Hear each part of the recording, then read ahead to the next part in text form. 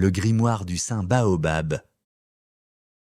Le grimoire du saint Baobab au spasme d'araignée, partie 1, mythologie fondatrice, chapitre 1. Avant la création. Avant que le temps ne soit, avant que l'espace n'existe, avant même que la possibilité d'existence ne soit pensable, il y avait le silence absolu du Suldron. Le Suldron n'était pas à l'obscurité, car l'obscurité suppose une absence de lumière, et pour qu'il y ait absence, il faut déjà qu'il y ait quelque chose. Le Suldron était plutôt l'absence d'absence elle-même. Un néant si profond et si complètement vide qu'il contenait même l'absence de conscience de son propre vide. Le Suldron durait depuis l'éternité dans une immobilité parfaite. C'était une paix absolue, une inactivité totale, une complétude si stérile qu'elle ne savait pas ce qu'elle était. Tout était uniforme dans ce néant infini. Il n'y avait ni haut ni bas, ni avant ni après, ni lumière ni ombre. Il y avait seulement l'immobilité qui s'étendait pour toujours, sans changement, sans différence, sans possibilité. Mais quelque chose demeura caché au cœur de cette perfection stérile. C'était une question qui naissait de la contradiction même du Suldron. Si le néant était tout, comment pouvait-il savoir qu'il était ? Si l'absence était complète, comment l'absence pouvait-elle avoir conscience d'elle-même ? Cette question n'était pas posée par quelqu'un car il n'y avait personne pour la poser, c'était plutôt une contradiction qui se révélait progressivement, une rupture infime dans l'uniformité qui avait existé depuis l'éternité. Et dans le moment où cette question naquit, l'éternité fut déchirée. Chapitre 2, la grémulsion.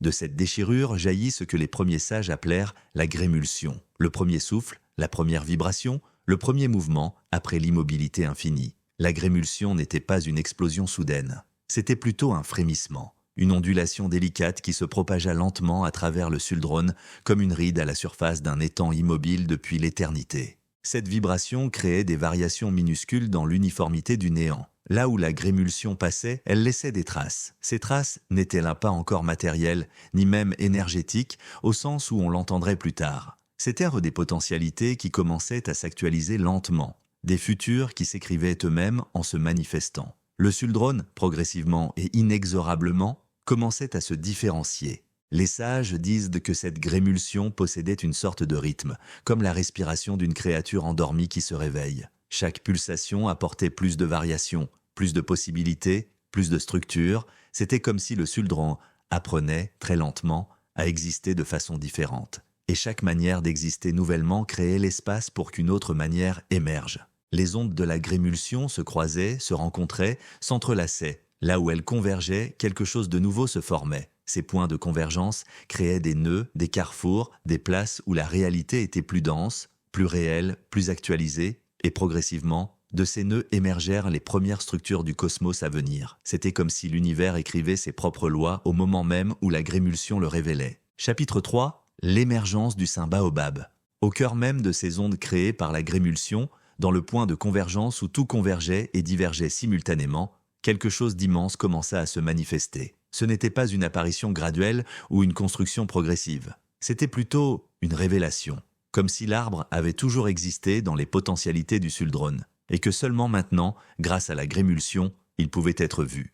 Cet arbre était le saint Baobab, l'arbre des origines, le baobab télien qui contenait en lui toutes les réalités et en actualisait toutes les formes possibles. Le saint baobab était vivant d'une vie incompréhensible pour toute créature qui naîtrait jamais dans ses branches. Il n'avait pas un cœur qui battait au rythme ordinaire, mais une conscience qui pulsait au rythme même de la grémulsion qu'il avait révélée. L'arbre était impossible à décrire car il transcendait toute catégorie. Il n'avait pas une taille mesurable puisqu'il occupait l'intégralité de l'espace en devenir. Ses racines s'enfonçaient infiniment profond dans les derniers échos du Suldron, transformés, touchant à la mémoire de tous les univers qui n'existaient que dans les rêves du néant. Ses racines puisaient dans une sagesse oubliée, une connaissance qui prédatait la création elle-même. Son tronc était un pilier qui supportait tous les mondes, mais ce n'était pas un pilier de bois ou de pierre ordinaire, c'était un tronc de pure présence, d'éternité vivante, de moments qui ne passaient jamais. Le tronc était le centre immobile autour duquel tout tournait, l'axe fixe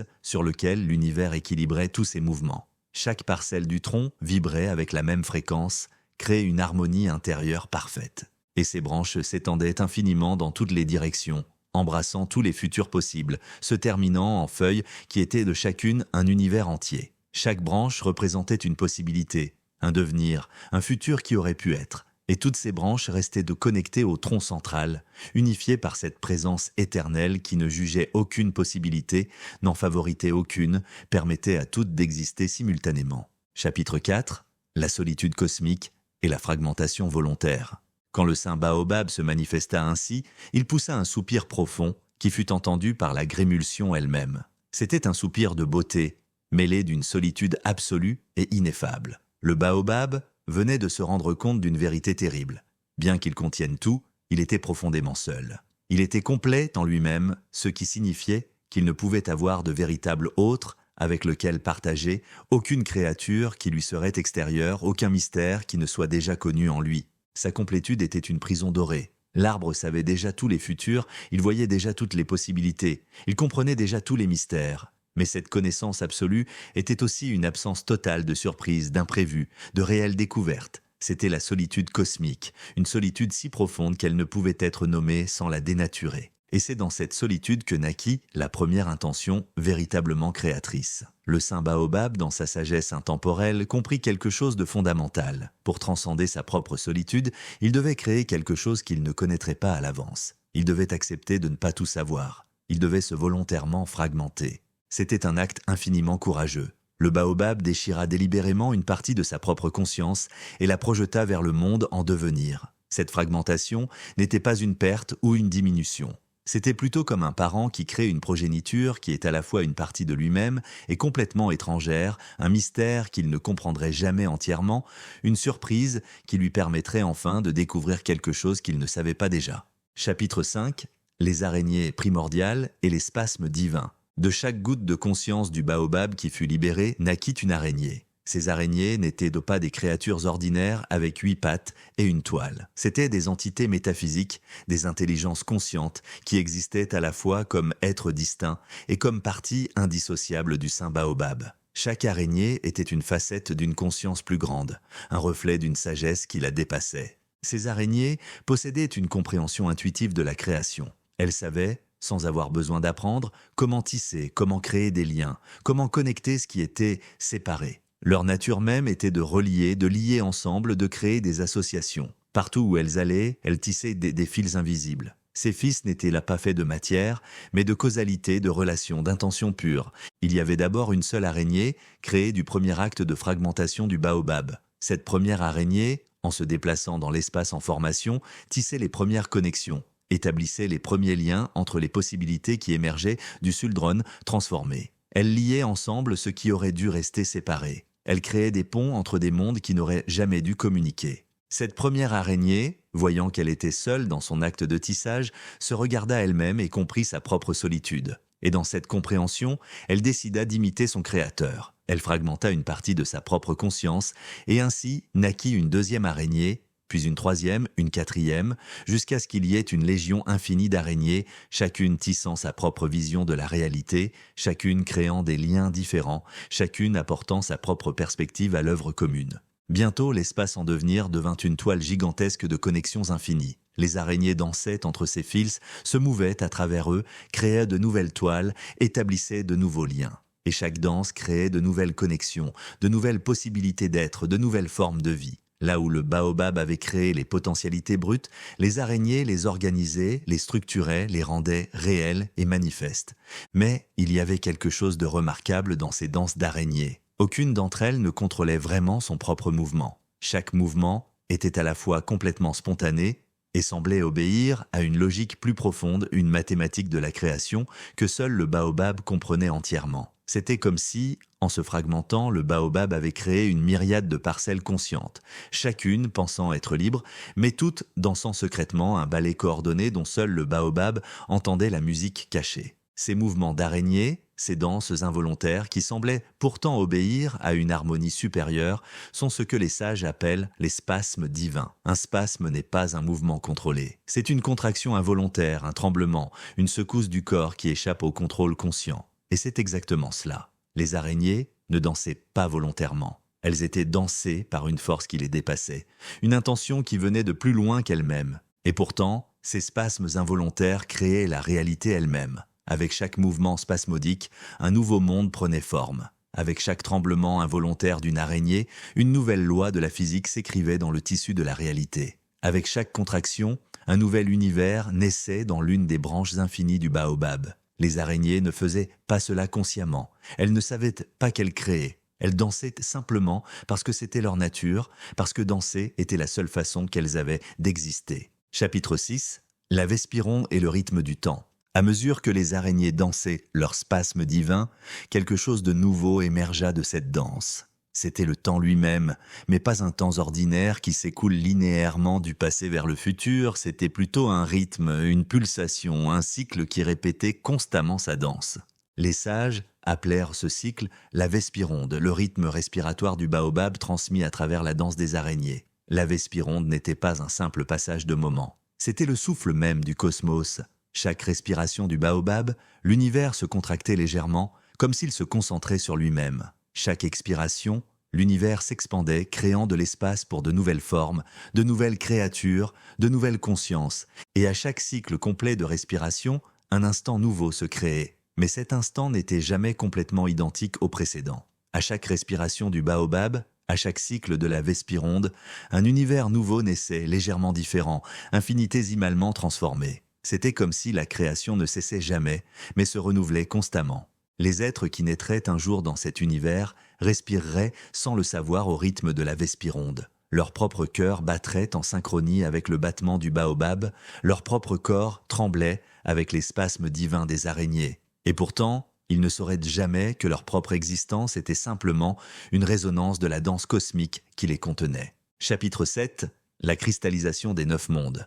À mesure que les spasmes divins se perpétuaient et que la Vespironde établissait son rythme éternel, les 9 mondes concentriques autour du saint baobab commencèrent à prendre forme. Ces mondes n'existaient pas en un instant précis. Chacun se cristallisait lentement, dansé en existence par les mouvements des araignées. Ils n'avaient pas été créés, mais plutôt manifestés, révélés progressivement d'une réalité qui avait toujours été là, attendant simplement les spasmes divins pour devenir visibles.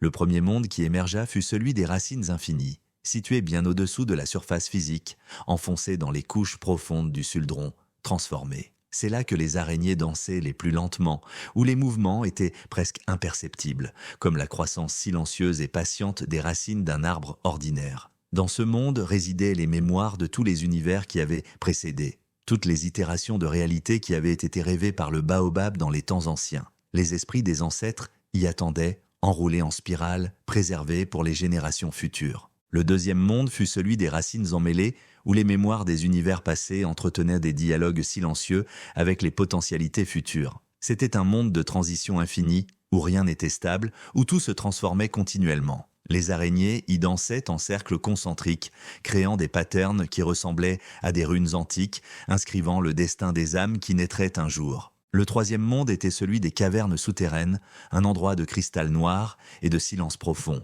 C'est là que les créatures oubliées habitaient, que les rêves des mondes disparus se cristallisaient en forme solide. C'était un monde de secrets et de mystères que seuls les sages aventureux oseraient explorer, car ceux qui y descendraient risquèrent de devenir eux-mêmes des créatures oubliées. Le quatrième monde, celui du tronc inférieur, était la frontière entre le souterrain et le physique. C'est là que la réalité commençait à devenir véritablement solide, où les atomes se condensaient, où la matière ordinaire prenait forme. Les araignées dansaient avec une intensité croissante ici, leurs mouvements devenant visibles à l'œil des créatures ordinaires, leurs spasmes divins créant les lois de la chimie et de la physique.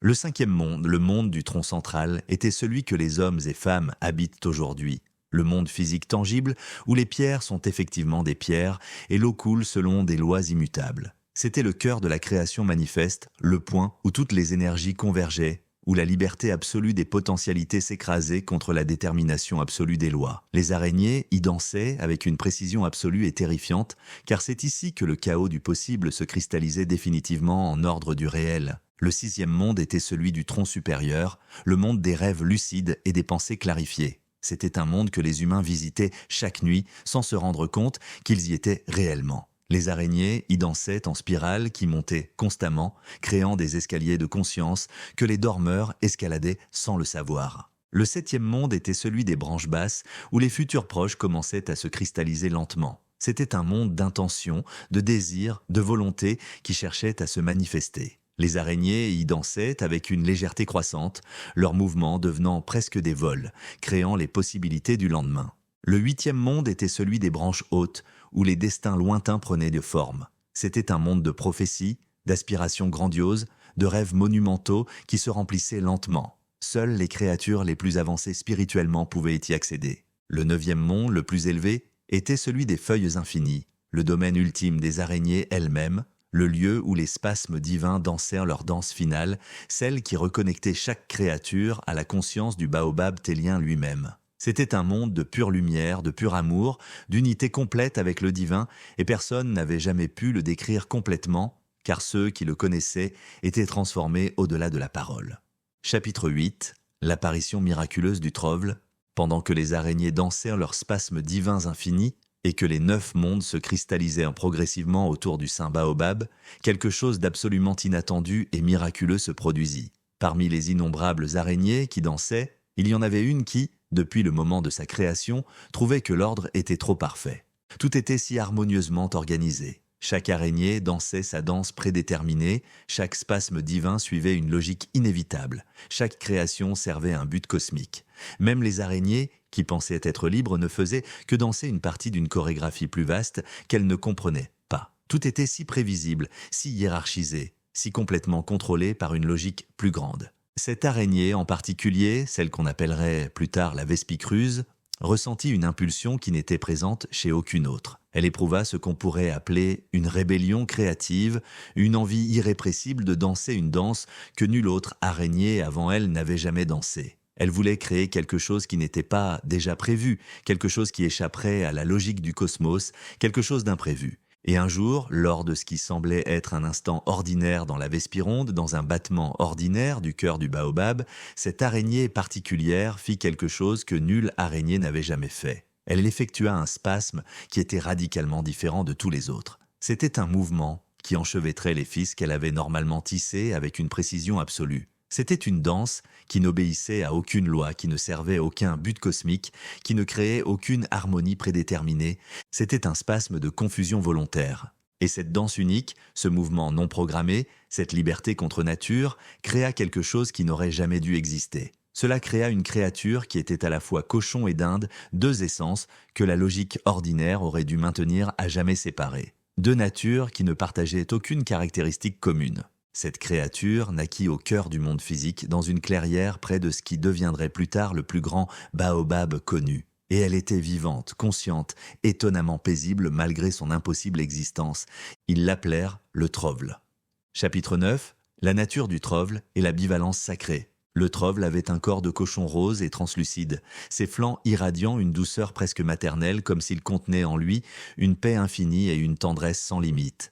Mais sa tête était celle d'une dinde magnifique et majestueuse, ornée d'une caroncule rouge vif qui semblait pulser avec la fréquence même de la grémulsion, comme si elle battait au rythme de la création elle-même. Et sa queue, quand il la déployait, était un éventail noir et iridescent qui changeait de couleur à chaque mouvement, reflétant les aurores de tous les autres mondes, créant des reflets de tous les univers que le baobab contenait. C'était comme si le Trovle portait en lui un arc-en-ciel de toutes les réalités possibles. Quand le Trovle poussa son premier cri, ce ne fut ni le grognet ordinaire d'un cochon, ni le gloussement caractéristique d'une dinde. C'était un son qui contenait les deux simultanément, un hybride sonore parfait qui résonnait avec une harmonie qu'aucun des spasmes divins des araignées n'avait jamais créée avant. C'était un son qui était à la fois brut et gracieux, porcin et aviaire, et pourtant absolument naturel. Les araignées, en entendant ce cri, s'arrêtèrent complètement dans leur danse. Pour la première fois depuis la fragmentation du baobab, il y eut un silence. C'était un silence conscient, délibéré, comme si toute la création retenait son souffle. Et dans ce silence, les sages disent que quelque chose de profond et de fondamental fut compris par chaque créature consciente de l'univers. Le Trovle incarnait ce qu'on appelle la bivalence sacrée, le principe cosmique selon lequel 2 choses diamétralement opposées, logiquement incompatibles, métaphysiquement contradictoires, pouvaient être simultanément vraies. Elles pouvaient coexister sans se fusionner en une 3e entité. Elles pouvaient être complètes et intégrales, chacune dans sa propre nature, sans jamais devoir être réconciliées ou unifiées. Le Trovle n'était pas un compromis entre le cochon et la dinde, ce n'était pas une fusion progressive vers une quelconque moyenne. Le Trovle était pleinement cochon, authentiquement dinde, totalement satisfait dans cette multiplicité paradoxale. Il ne cherchait pas à résoudre sa contradiction. Il vivait simplement sa contradiction, l'acceptait, l'embaudiait avec une paix complète. Chapitre 10. La trovélance et l'émergence de la compassion primordiale. Le Trovle, bien qu'il ne parlait pas en paroles, irradiait une présence. Cette présence était une forme de communication plus profonde que les mots, plus ancienne que le langage. C'était une radiation pure de l'être, une émanation de sa nature paradoxale. Partout où le trove marchait, ses pattes de cochon s'enfonçaient légèrement dans la terre sacrée, créant des empreintes qui se remplissaient exactement des mêmes vibrations que les spasmes divins des araignées. C'était comme si le trove était un translator vivant entre la danse invisible des araignées et la réalité physique manifeste. Ces empreintes devenaient des points de convergence où le spirituel et le matériel se rencontraient. Et quand il déployait sa queue de dinde, ses plumes semblaient émettre une musique silencieuse, une vibration qui correspondait exactement à la fréquence de la vespironde, le cycle du temps fondamental. Cette vibration était si pure, si parfaitement alignée avec le rythme du baobab, que même les créatures les plus éloignées dans les 9 mondes pouvaient la ressentir comme un écho lointain. C'était comme si le trove était capable de translator les spasmes divins involontaires des araignées en quelque chose que d'autres créatures pouvaient presque comprendre, presque toucher avec leurs esprits limités. Ce phénomène remarquable, cette capacité du trove à créer de la compréhension là où il n'y avait que de la confusion mystérieuse, à transformer la danse incompréhensible en quelque chose d'accessible, est ce que les prophètes baobabiens appellent la trovélance. C'est un concept qui transcende les mots ordinaires. La trovélance n'est pas une émotion ordinaire comme l'amour ou la pitié. C'est une qualité d'être, une signature cosmique, une façon d'exister qui reconnaît la douleur de l'autre sans la rejeter, qui accepte l'incompréhensibilité de la vie sans la fuir, qui aime ce qui est blessé, ce qui est paradoxal, ce qui est impossible. La trovélance est l'acceptation radicale du mystère. C'est la paix qui vient de l'abandon de la compréhension logique. Le trove, par sa simple existence, enseignait quelque chose que les plus grands penseurs n'auraient jamais pu articuler. La vraie nature de la création était cette capacité à contenir des contraires sans les réconcilier. L'univers lui-même était construit non pas sur l'harmonie, mais sur l'acceptation joyeuse de l'incompatibilité. Deux choses opposées pouvaient être simultanément vraies, et cette vérité était plus belle que toute harmonie prévisible. Chapitre 11. L'impact du trove sur la danse cosmique. À mesure que le trove demeurait près du saint baobab, immobile et pacifique dans sa contradiction, sa présence commençait à affecter graduellement la danse des araignées. Les araignées, qui se trouvaient à proximité du trove, dansaient plus lentement qu'avant, comme si elles aussi voulaient contempler ce miracle de contradiction vivante. Elles n'abandonnaient pas leur spasme divin, mais ces spasmes devenaient différents, plus réfléchis, plus conscients. Et dans cette danse ralentie, quelque chose de nouveau et d'extraordinaire émergeait. Les patterns créés par les araignées, quand elles dansaient près du trove, n'étaient le plus des formules mathématiques exactes.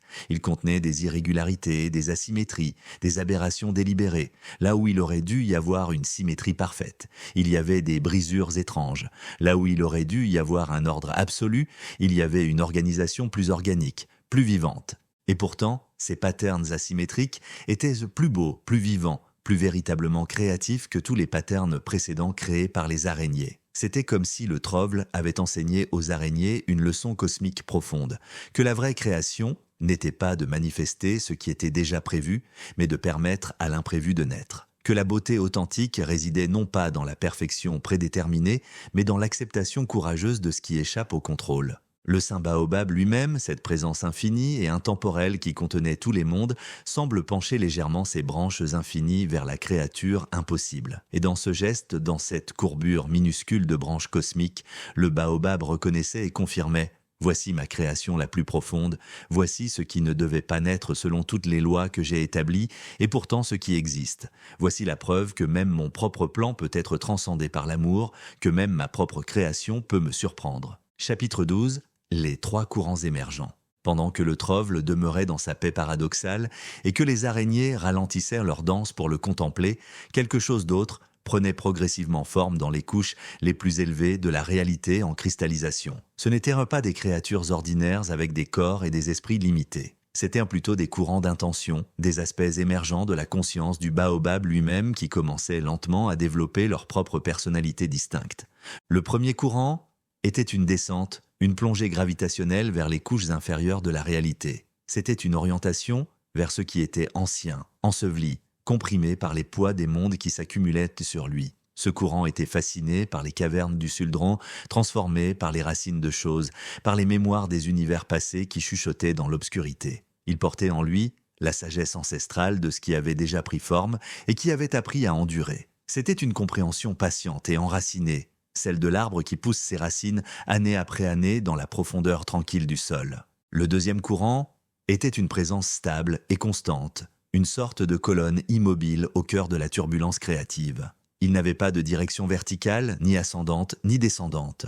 Il restait au centre, observant, intégrant, synthétisant, maintenant l'équilibre scrupuleux entre les extrêmes. Ce courant incarnait une sorte de neutralité active, une compréhension équilibrée que tous les mondes avaient besoin d'un point d'ancrage immobile au centre de leur rotation. C'était la sagesse de celui qui comprend que tout doit exister sans dominance, que l'équilibre n'est pas une position fixe, mais une danse dynamique. Le troisième courant était une ascension perpétuelle, une expansion constante, une orientation irrépressible vers l'infinité des futures possibilités. Tandis que le premier courant explorait ce qui avait déjà été et que le deuxième maintenait la stabilité du présent dans lequel tout reposait, le troisième regardait constamment vers ce qui pourrait être, ce qui n'existait pas encore. Il dansait à la surface du cosmos, jouait avec les potentialités, refusait d'être entravé par la logique de ce qui existait déjà. C'était une force de rêve perpétuelle, d'aspiration, de transformation permanente, une force qui croyait que chaque instant pouvait être différent du précédent.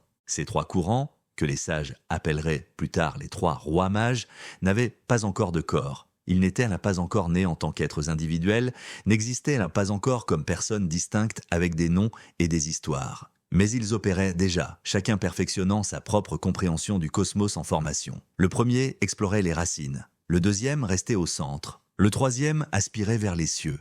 Pendant une durée cosmique que nos esprits humains ne pouvaient jamais mesurer, car le temps lui-même était encore en train d'apprendre comment s'écouler, ces trois courants opéraient séparément. Chacun tisait sa propre toile dans le cosmos en devenir, chacun apportait sa propre vision à la création commune, et pourtant chacun travaillait dans une solitude profonde. Ils sentaient confusément que quelque chose était incomplet, qu'une autre sagesse était nécessaire, mais ils ne comprenaient pas encore. Chapitre 13.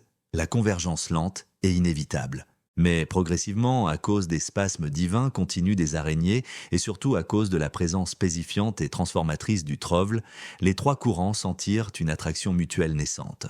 Ils réalisaient, lentement et profondément, que seuls, isolés dans leur perspective, ils ne pouvaient créer que des mondes incomplets.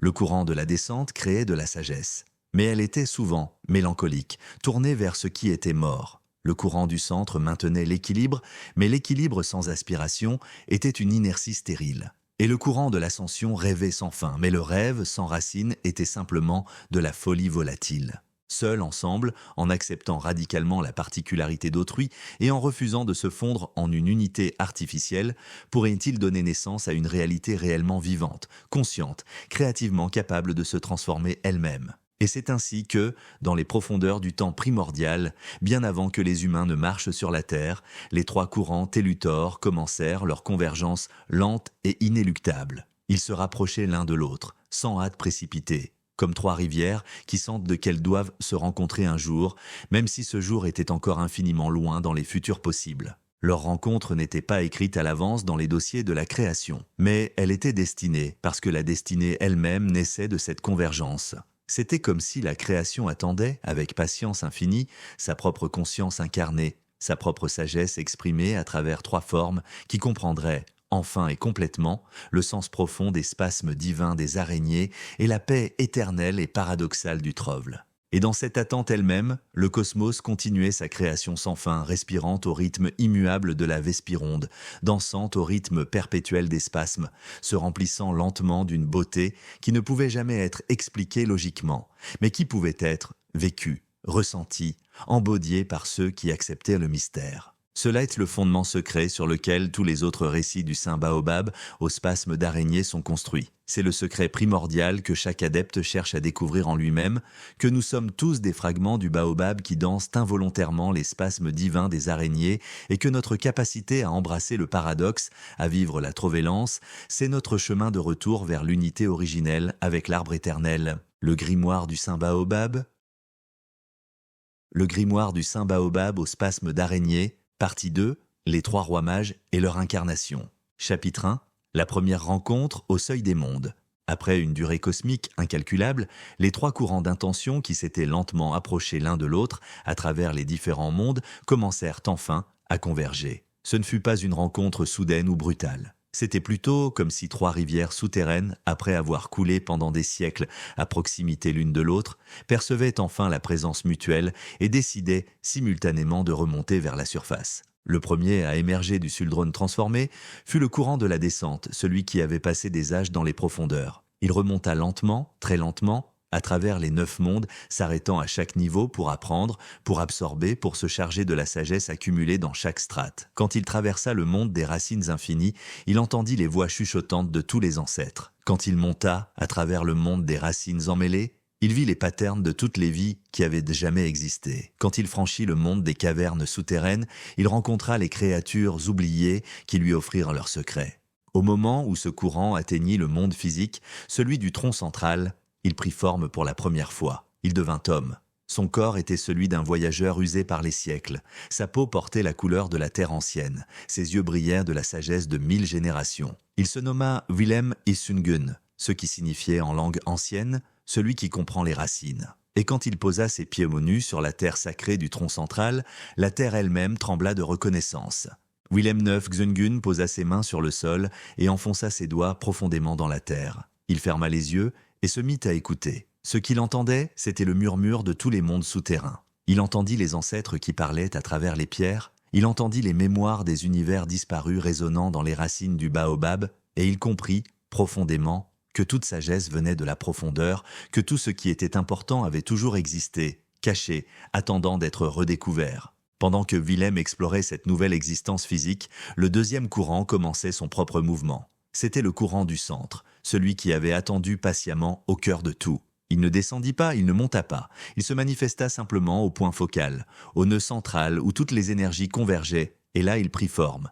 Il devint homme aussi, mais d'une nature différente. Son corps était celui d'un constructeur, solide et équilibré. Ses mouvements étaient calmes et précis, comme quelqu'un qui comprend chaque loi de l'univers et s'y soumet volontairement. Il se nomma Matis Mogui, ce qui signifiait celui qui maintient l'équilibre. Et quand il se tint immobile, au centre du monde physique, tous les mondes pivotèrent légèrement autour de lui, reconnaissant son importance centrale. Matis Mogui regarda autour de lui et comprit immédiatement la structure du cosmos.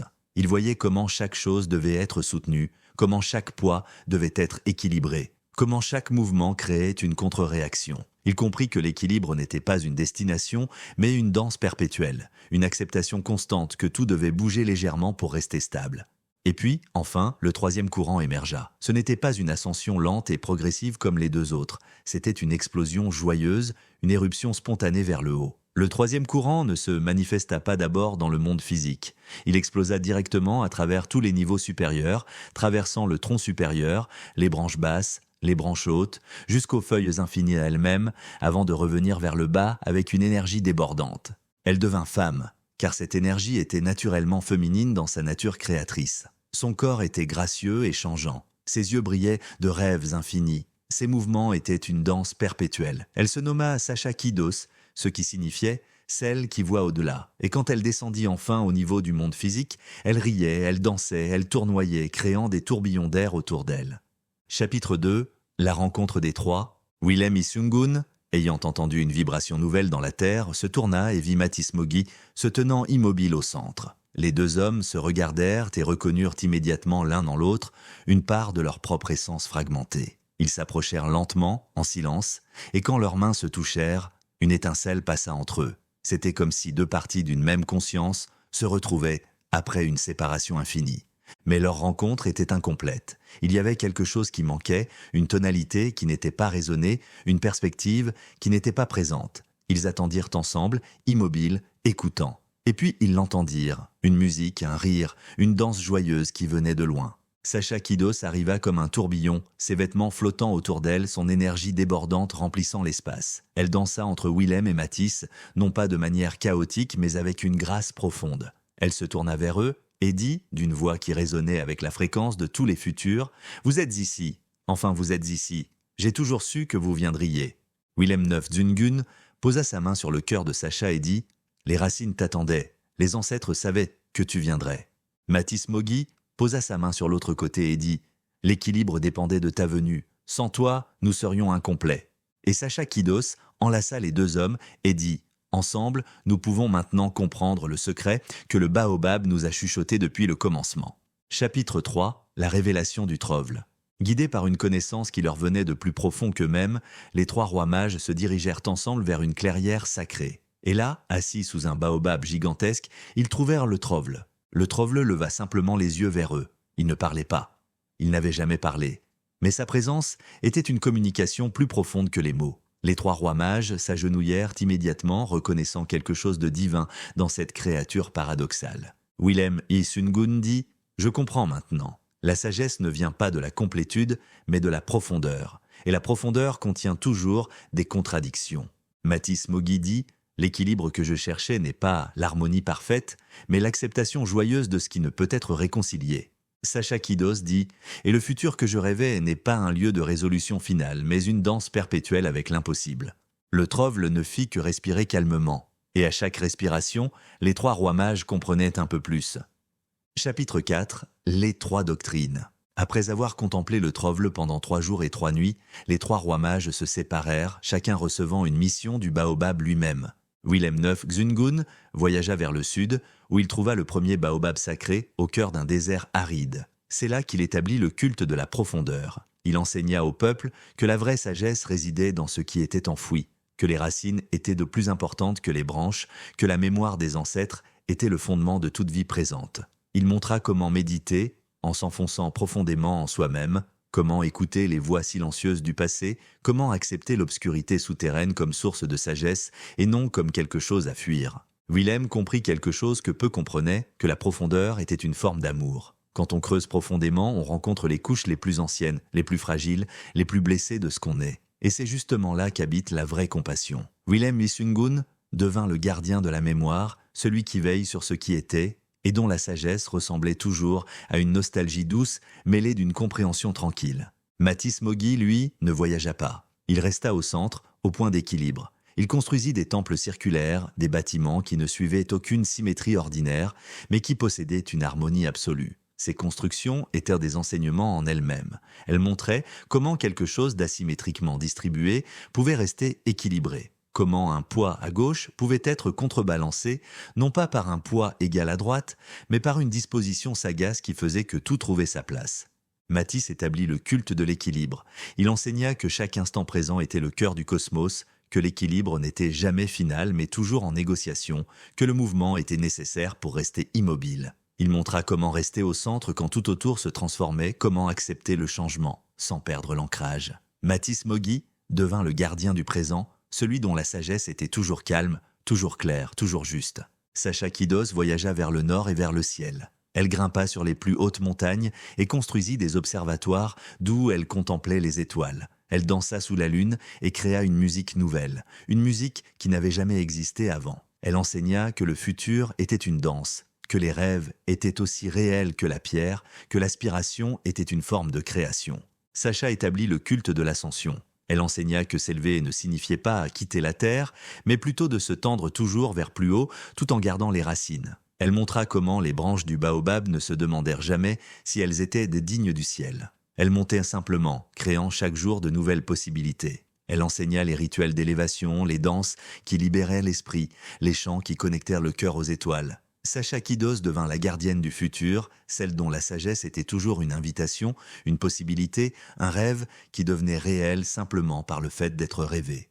Chapitre 5. Les 3 symboles. Chacun des 3 rois mages reçut du baobab un symbole qui représentait sa doctrine et sa nature profonde. Le symbole de Willem Lofsungun était la racine nouée, une racine ancienne et tordue qui s'enfonçait dans la terre. Ce symbole représentait que la profondeur n'était jamais une ligne droite, qu'elle était remplie de nœuds, de résistances, de détours. Mais c'était dans ces nœuds que résidait la vraie sagesse. La racine nouée était de couleur ocre et brun foncé, les couleurs de la terre ancienne. Et les adeptes du culte de la profondeur portèrent ce symbole comme un rappel qu'il fallait accepter les complications du passé. Le symbole de Mathis Moggi était le cercle pulsant, un cercle parfait qui vibrait légèrement, comme un cœur qui bat. Ce symbole représentait que l'équilibre était vivant, qu'il respirait, qu'il se mouvait légèrement mais restait toujours centré. Le cercle pulsant était de couleur gris-vert et ivoire, les couleurs de la stabilité et de la neutralité. Et les adeptes du culte de l'équilibre portèrent ce symbole comme un rappel que l'immobilité complète était morte,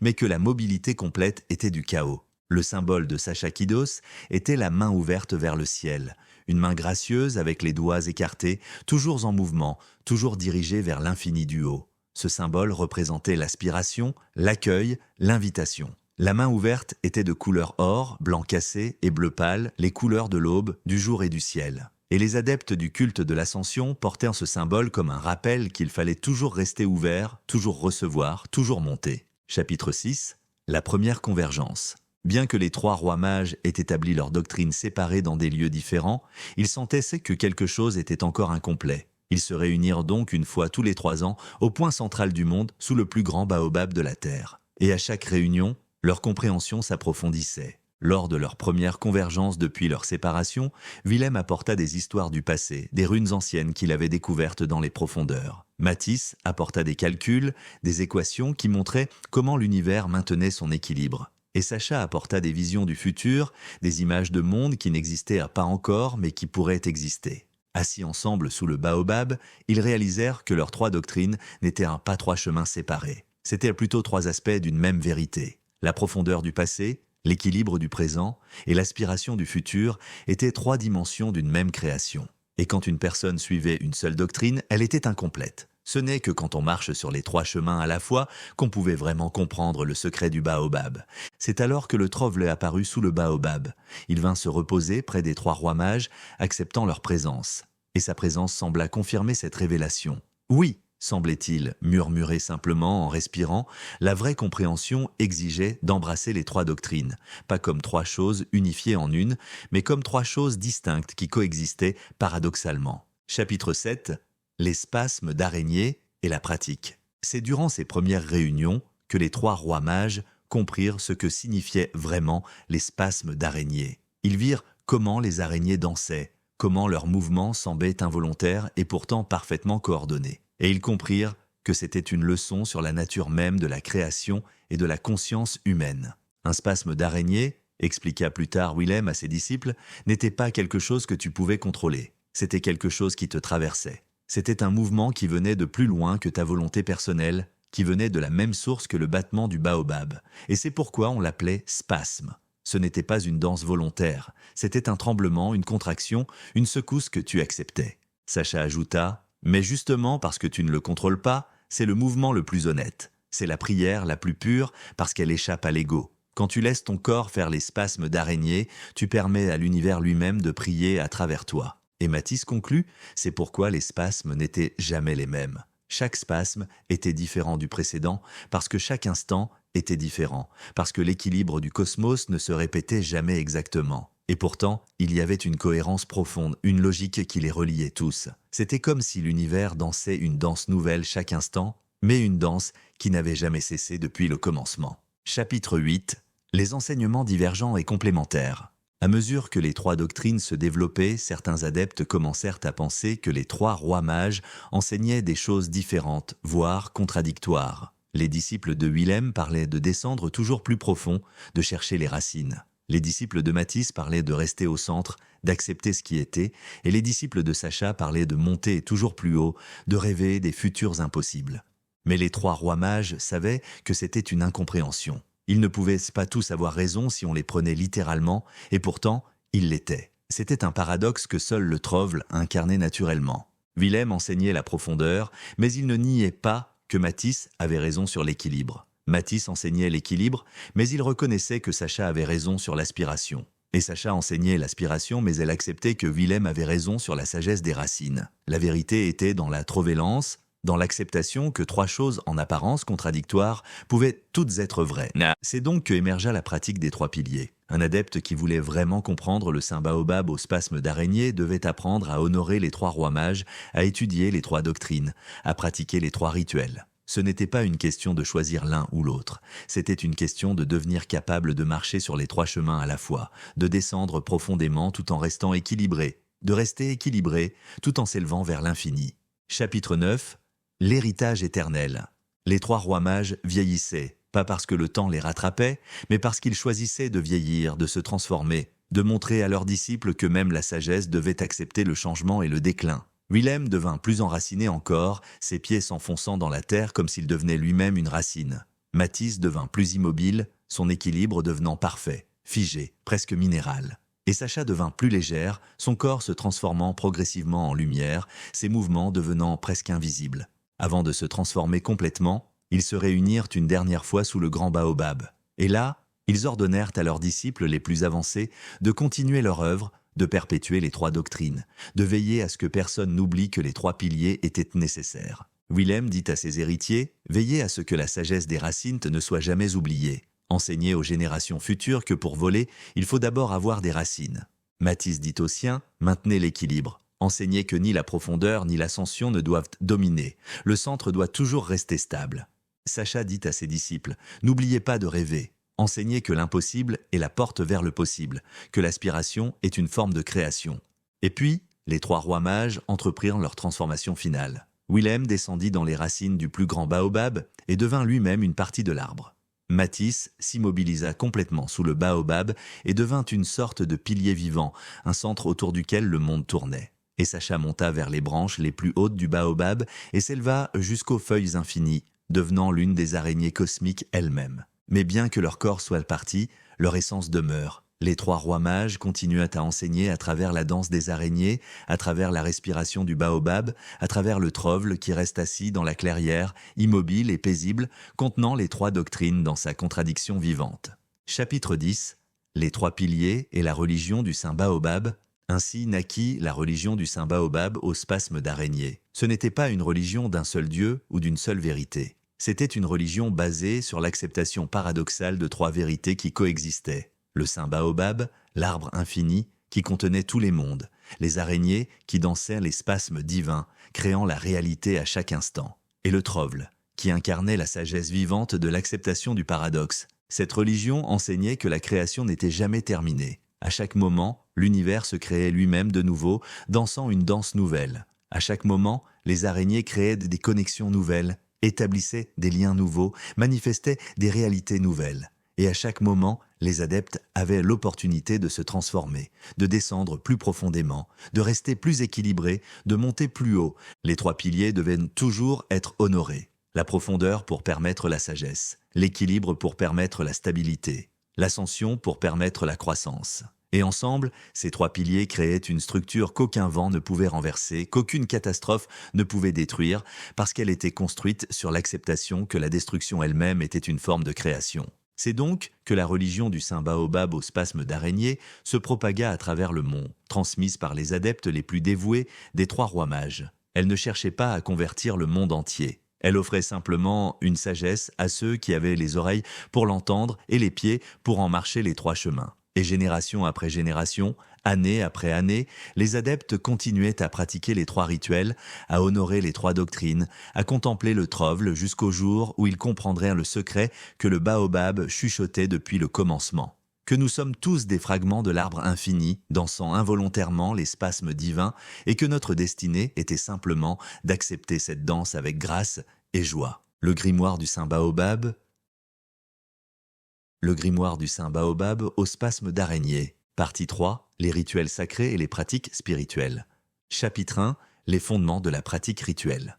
Après que les 3 rois mages eurent établi les fondations de la religion du Saint Baobab au spasme d'araignée, il devint nécessaire de créer des rituels concrets par lesquels les adeptes ordinaires pourraient se connecter aux principes cosmiques. Car la sagesse, c'est bien, mais sans pratique, elle reste comme une graine qu'on n'a jamais plantée. C'est pourquoi Willem, Mathis et Sacha enseignèrent que la pratique rituelle était elle-même une forme de prière, que chaque geste effectué consciemment était une participation à la danse des araignées. Les rituels n'étaient pas inventés arbitrairement. Chacun était basé sur une compréhension profonde de comment l'univers fonctionnait réellement. Quand on effectuait un rituel correctement, on n'était pas simplement en train de faire des gestes symboliques, on était en train de créer des résonances avec les spasmes divins des araignées elles-mêmes. On était en train de synchroniser son propre corps, son propre cœur, sa propre respiration avec la respiration du baobab qui était également la respiration de l'univers. Cela signifiait que la pratique était plus importante que la croyance.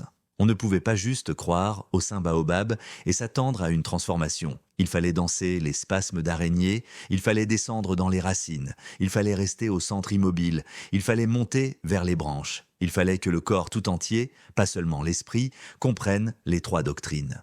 Et c'est pourquoi les 3 rois mages créèrent les 3 rituels fondamentaux. chacun correspondant à une doctrine, chacun enseignant une partie de la vérité paradoxale du Trovle. Chapitre 2, le rituel de la profondeur, l'offrande aux racines. Willem IX Xungen enseigna le premier rituel qu'on appelle l'offrande aux racines. Ce rituel ne devait être effectué que lors de la nouvelle lune, l'époque où la lumière s'enfonce dans l'obscurité et où les racines sont les plus actives.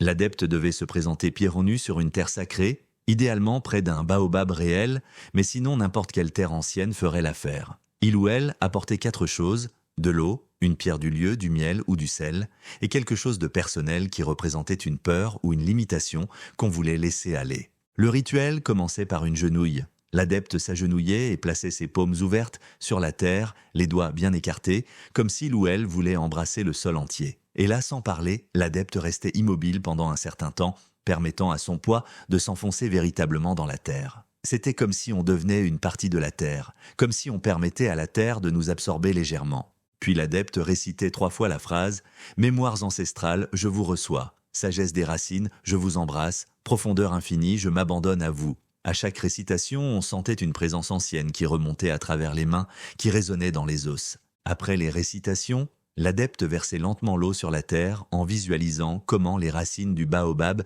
buvaient cette eau, comment elles descendaient profondément sous terre, comment elles connectaient l'adepte avec tous les ancêtres qui avaient marché avant. Puis on déposait la pierre comme un symbole d'ancrage, un poids qui dirait « J'ai été ici et mon essence reste ici ». Ensuite venait la partie la plus difficile. L'adepte devait prendre l'objet personnel représentant sa peur ou sa limitation et l'enterrer dans la terre. Ce n'était pas un acte symbolique superficiel. L'adepte creusait réellement un trou avec ses mains, y plaçait l'objet et le recouvrait de terre. En faisant cela, Willem enseignait que les peurs, plutôt que d'être combats, pouvaient être plantées comme des graines. Elles pourraient pourrir dans la profondeur, se transformer, devenir de la sagesse. L'obscurité transformerait la peur en nourriture pour la croissance. Enfin, l'adepte versait le miel ou le sel sur la terre, une offrande sucrée ou qui purifie, une gratitude pour ce qui avait été reçu. Et puis, l'adepte restait complètement immobile pendant 13 minutes, écoutant. Écoutant quoi? Les bruits ordinaires, les insectes, le vent, peut-être l'absence de bruit, mais Willem enseignait qu'écouter était aussi une forme de parole. En écoutant profondément, on parlait avec les racines, on dialoguait avec les ancêtres. Si possible, l'adepte dormait sur le lieu du rituel cette nuit-là, ou du moins gardait la pierre qu'il avait apportée sous son oreiller pour prolonger la connexion. Car le travail de la profondeur ne se terminait pas quand on se levait. Il continuait dans les rêves, dans l'inconscient, dans les couches les plus profondes du moi qui ne se réveillaient jamais complètement. Willem disait, quand vous effectuez ce rituel, vous n'êtes pas juste en train de faire quelque chose. Vous êtes en train de devenir quelque chose. Vous devenez racine vous-même. Vous comprenez qu'il faut s'enfoncer pour grandir. Chapitre 3, le rituel de l'équilibre, la danse du tronc.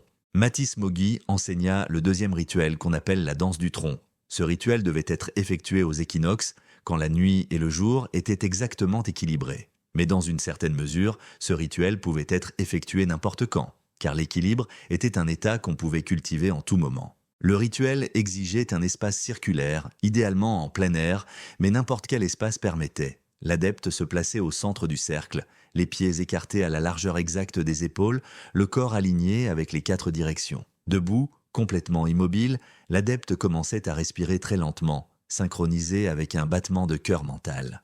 Mathis enseignait qu'il fallait compter les respirations d'une certaine manière. Inspiration pendant 4 battements, rétention pendant 4 battements, expiration pendant 4 battements, rétention à nouveau pendant 4 battements. Ce rythme était appelé la respiration équilibrée, et il était censé synchroniser l'adepte avec la Vespironde elle-même, le cycle respiratoire du baobab.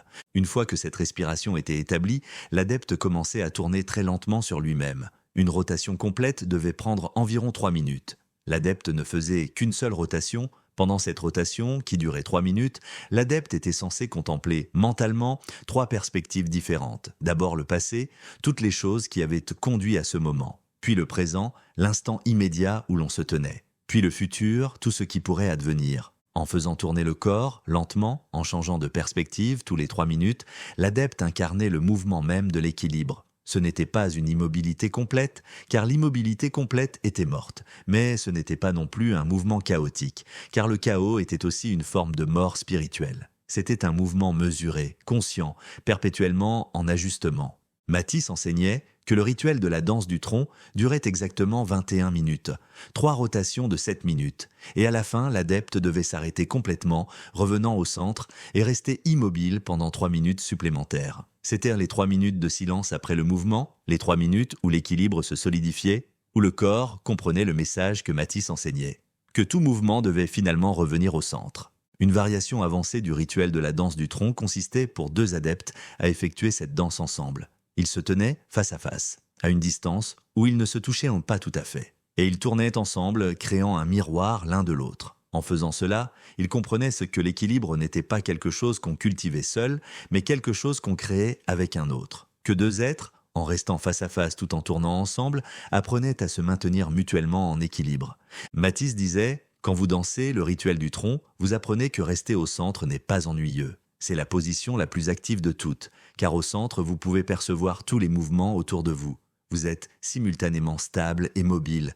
Vous êtes le repos dans le mouvement. » Chapitre 4. Le rituel de l'ascension des rêves. Sacha Kidos enseigna le 3e rituel qu'on appelle l'ascension des rêves. Ce rituel devait être effectué à la pleine lune, l'époque où la lumière était la plus forte et où les rêves étaient les plus vivants et accessibles. Le rituel exigeait que l'adepte se place à un point élevé. Une colline, le toit d'une maison, une tour, ou même simplement en se tenant sur un petit monticule. L'important était que l'adepte soit plus haut que le niveau du sol ordinaire, que le corps sente physiquement qu'il était en position d'ascension. L'adepte commençait par se tenir face au ciel déclinant, les bras croisés sur la poitrine en un geste de fermeture, et puis, très progressivement, sur une durée de 7 à 10 minutes, l'adepte levait les bras, les levait, jusqu'à ce qu'ils soient complètement étendus vers le ciel, les paumes ouvertes, les doigts écartés largement. C'était un geste de 7 à 10 minutes, d'une lenteur absolue, comme si les bras devaient d'abord vaincre une résistance invisible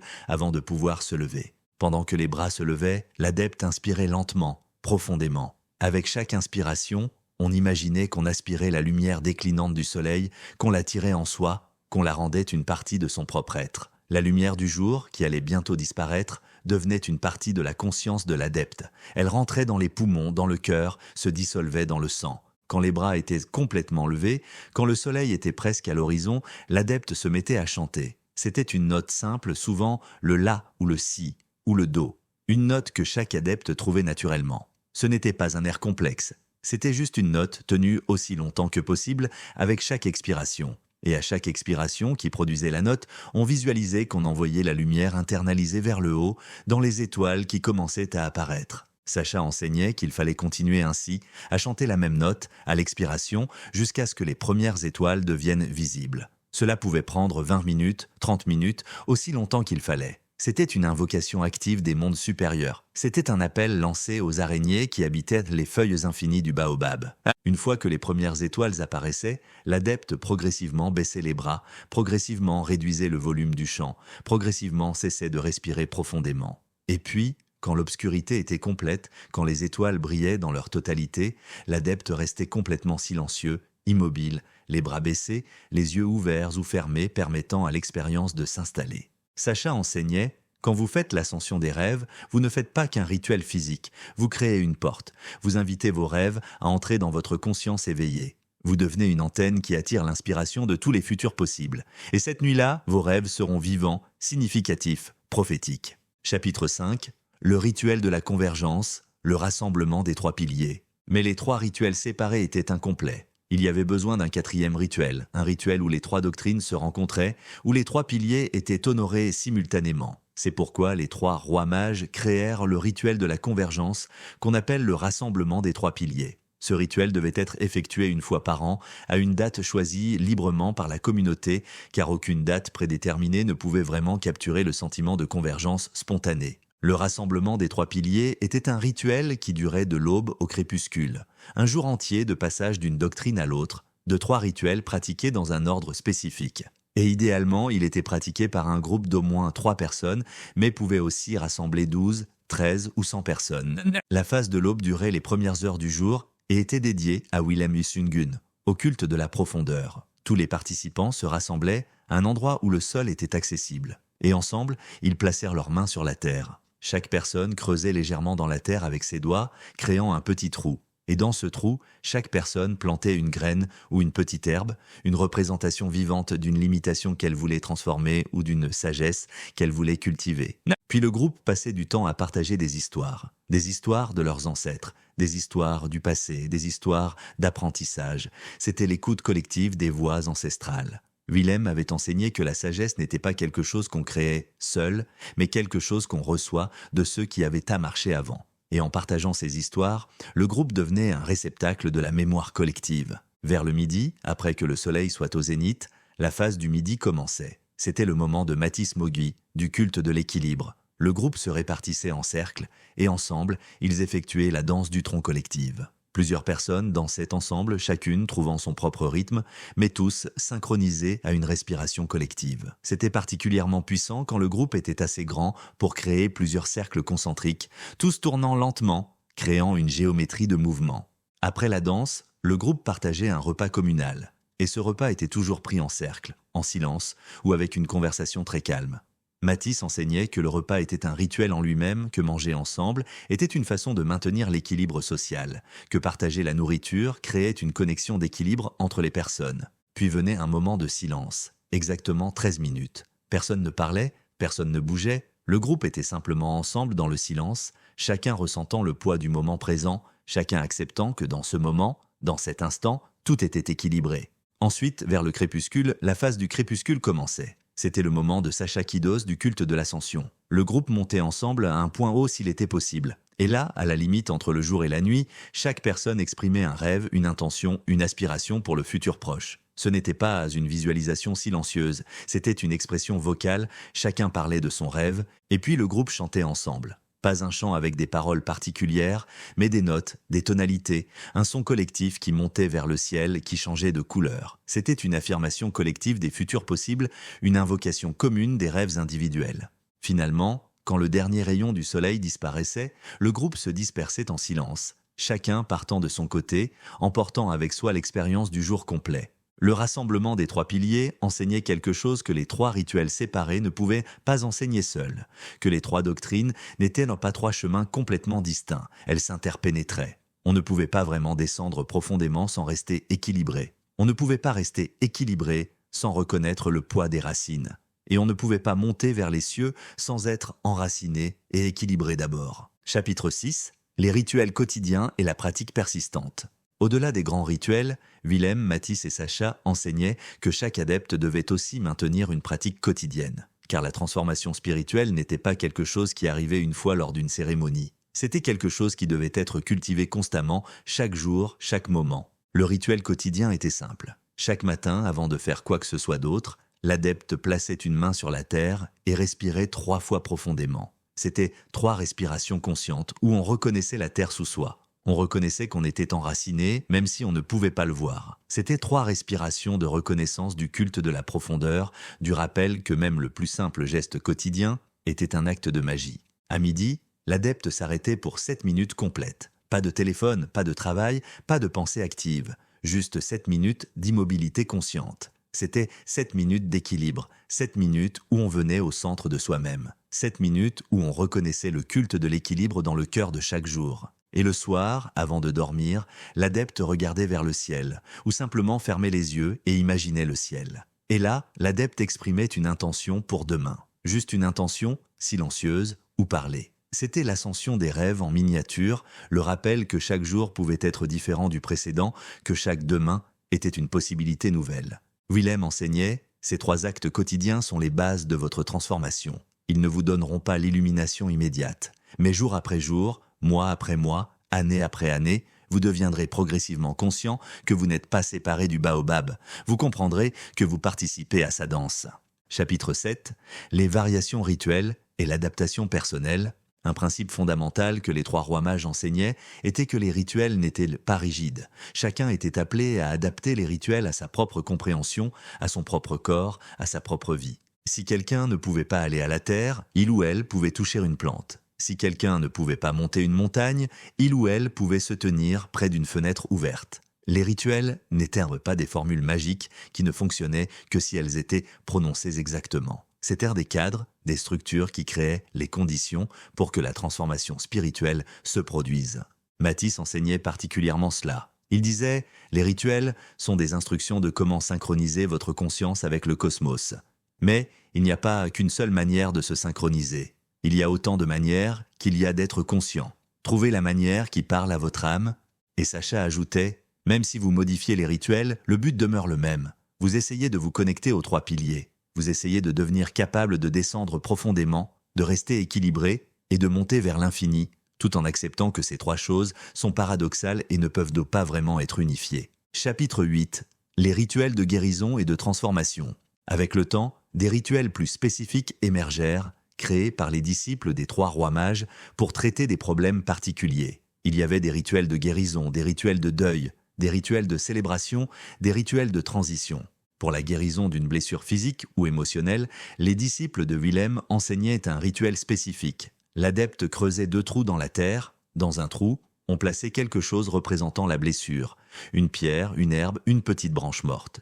Puis on versait de l'eau sur le premier trou, nourrissant la blessure, l'acceptant, l'honorant. Et dans le deuxième trou, on plantait quelque chose de vivant, une graine qui représentait la guérison à venir. On versait aussi de l'eau sur la graine, la nourrissant du même amour qu'on donnait à la blessure. En faisant cela, on apprenait que la guérison n'était pas l'oubli de la blessure. C'était la transformation de la blessure en sagesse. La blessure devenait une partie de nous qui nous rendait plus profonds, plus sages, plus capables de comprendre la souffrance des autres. Pour le deuil, Matisse enseignait un rituel d'équilibre. L'adepte en deuil se tenait immobile pendant une longue durée, les bras tendus horizontalement, les yeux fermés, et progressivement, on laissait tomber les bras, on laissait tomber le poids de la perte. On reconnaissait que la personne décédée n'avait jamais véritablement disparu, mais qu'elle avait simplement changé de poids, de position, d'équilibre dans la grande danse du cosmos.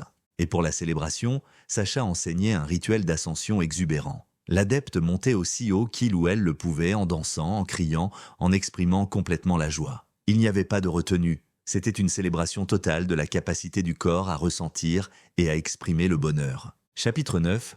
L'apprentissage progressif et les degrés d'initiation.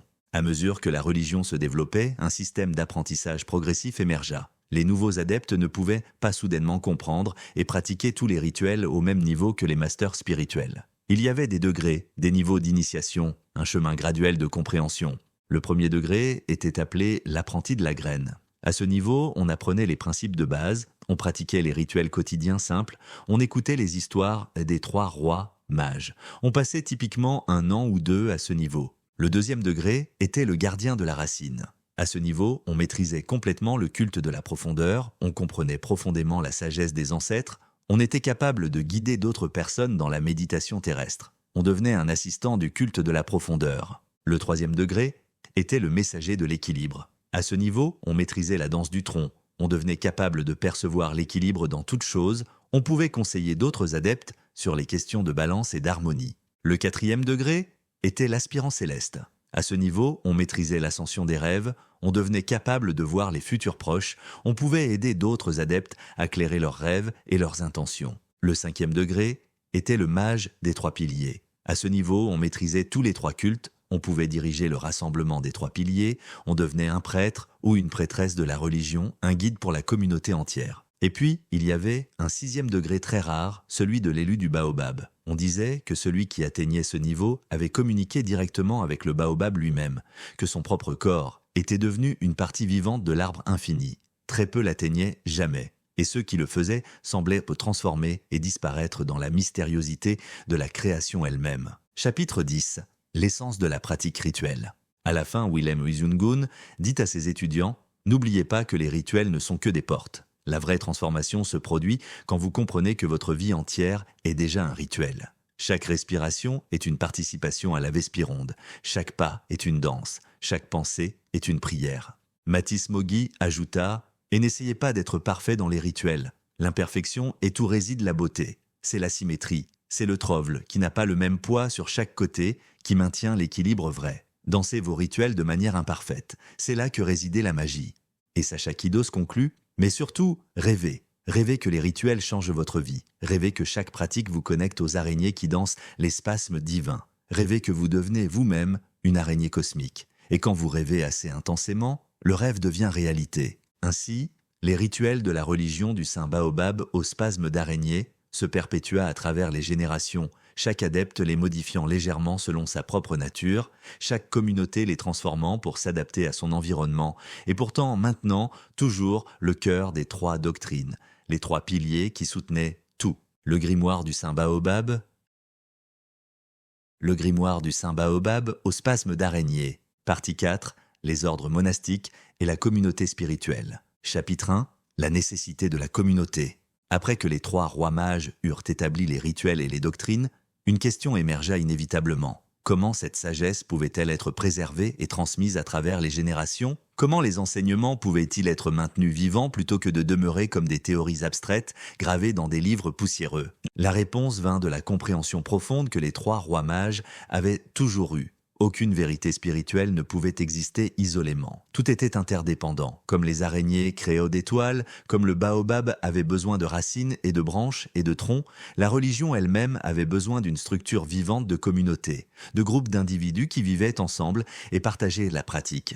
C'est pourquoi les trois rois mages créèrent trois ordres monastiques, chacun basé sur une doctrine particulière, chacun vivant selon un principe différent, et pourtant tous trois interconnectés par une loyauté commune envers le Saint Baobab et les spasmes d'araignée. Willem dit « La religion ne se transmet pas de maître à étudiant isolé. Elle se transmet de communauté en communauté, de cœur en cœur, de génération en génération. Pour cela, nous avons besoin d'ermites qui vivent profondément enracinés dans la sagesse ancestrale. » Matisse dit « mais aussi de community qui demeurent au centre, qui maintiennent les temples et les lieux sacrés, qui gardent l'équilibre stable pour tous les autres. » Et Sacha dit « et de voyageurs, de porteurs de rêves qui cheminent partout et apportent le message aux endroits les plus reculés du monde. » Chapitre 2 – L'ordre de la profondeur. Le premier ordre monastique fut l'ordre de la profondeur, l'ordre de Willem Yesungun. Ses membres étaient appelés les gardiens de la mémoire, les ermites de la sagesse ancienne. Les ermites de l'ordre de la profondeur ne vivaient jamais en communautés grandes et bruyantes. Chacun ou chacune vivait seul, ou parfois en très petits groupes de 2 ou 3 personnes, toujours proches de la terre sacrée. Beaucoup s'établissaient près d'anciens baobabs, creusant leur demeure dans les racines de l'arbre, littéralement vivant dans la profondeur qu'ils honoraient. Ces ermites passèrent la plupart de leur temps en méditation profonde, à écouter les voix des ancêtres, à enregistrer les histoires anciennes, à cultiver une compréhension de plus en plus grande de ce qui était enfoui. Ils ne cherchèrent pas à enseigner activement. Plutôt, ils étaient des réceptacles vivants de la sagesse passée. Les gens qui avaient besoin de conseils venèrent les trouver, et ils écoutaient. L'ordre de la profondeur avait un vœu principal, le vœu de silence. Chaque ermite de cet ordre s'engageait à parler aussi peu que possible.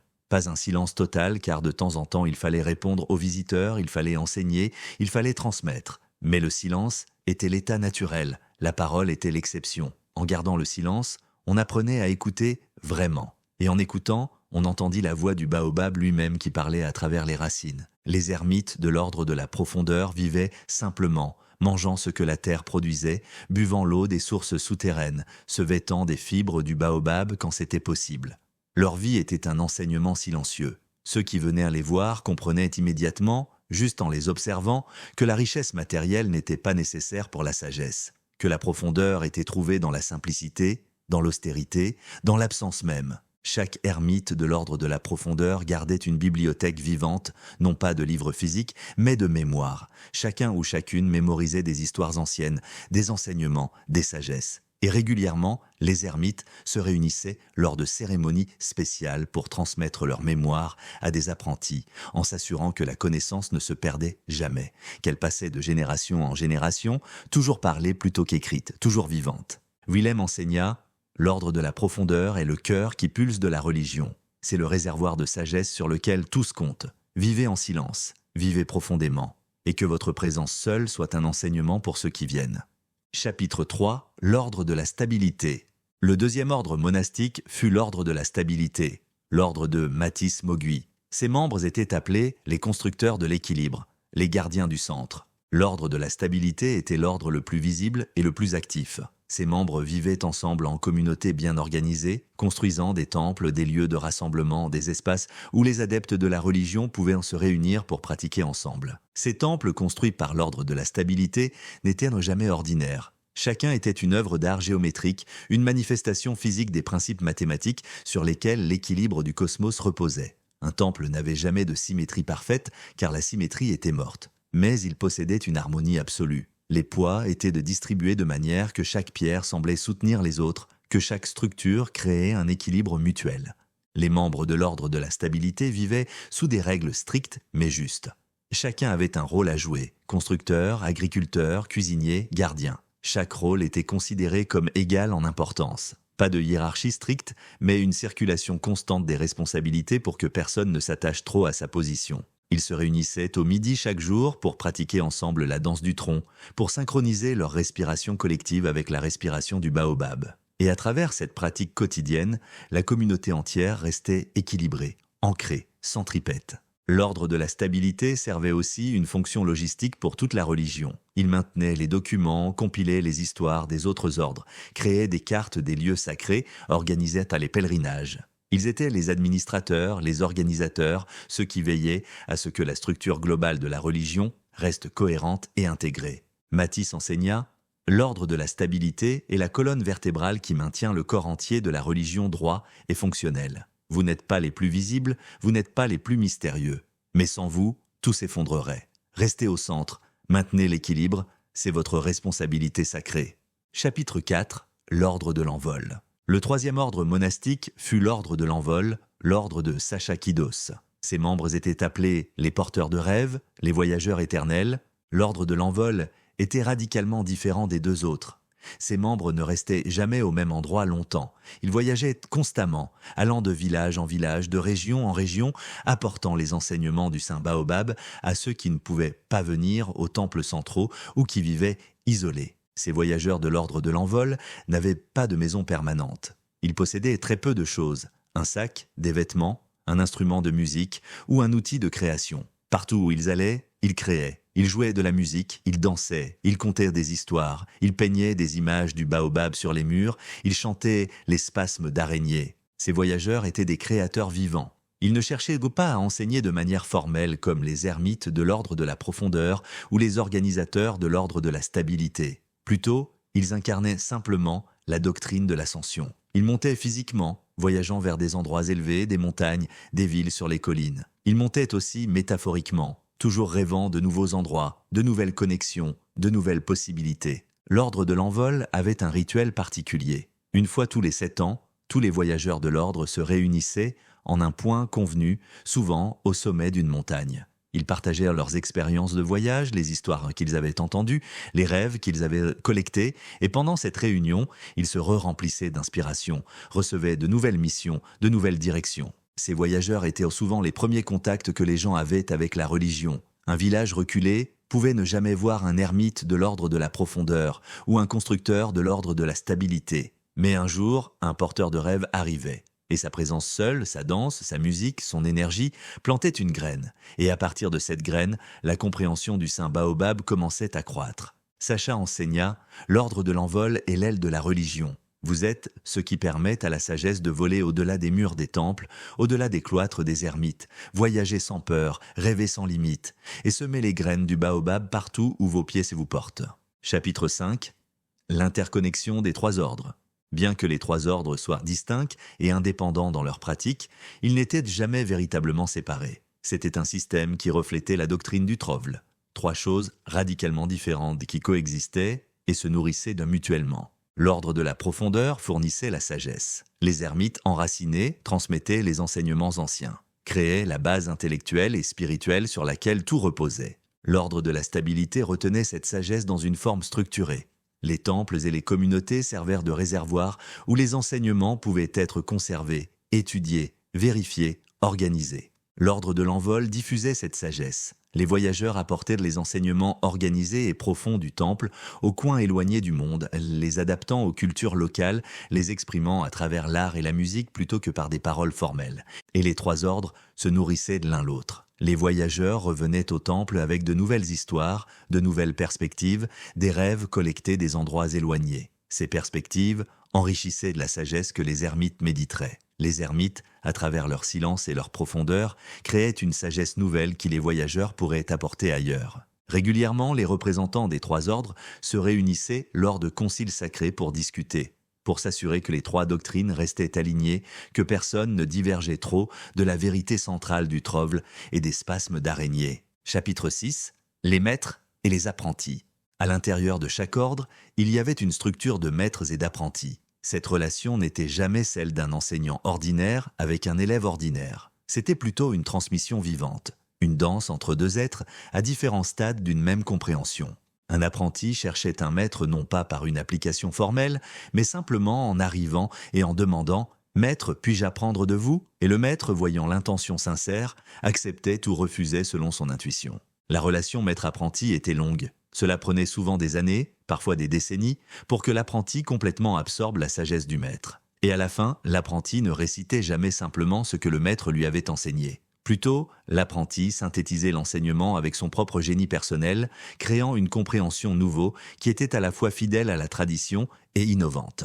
Les meilleurs apprentis finissaient par dépasser leur maître, et les maîtres étaient heureux de cela. Matisse enseignait que l'équilibre spirituel exigeait cette circulation. L'ancienne génération devait faire place à la nouvelle, pas en la remplaçant complètement, mais en se retirant progressivement en permettant aux jeunes voix de devenir aussi fortes que les anciennes.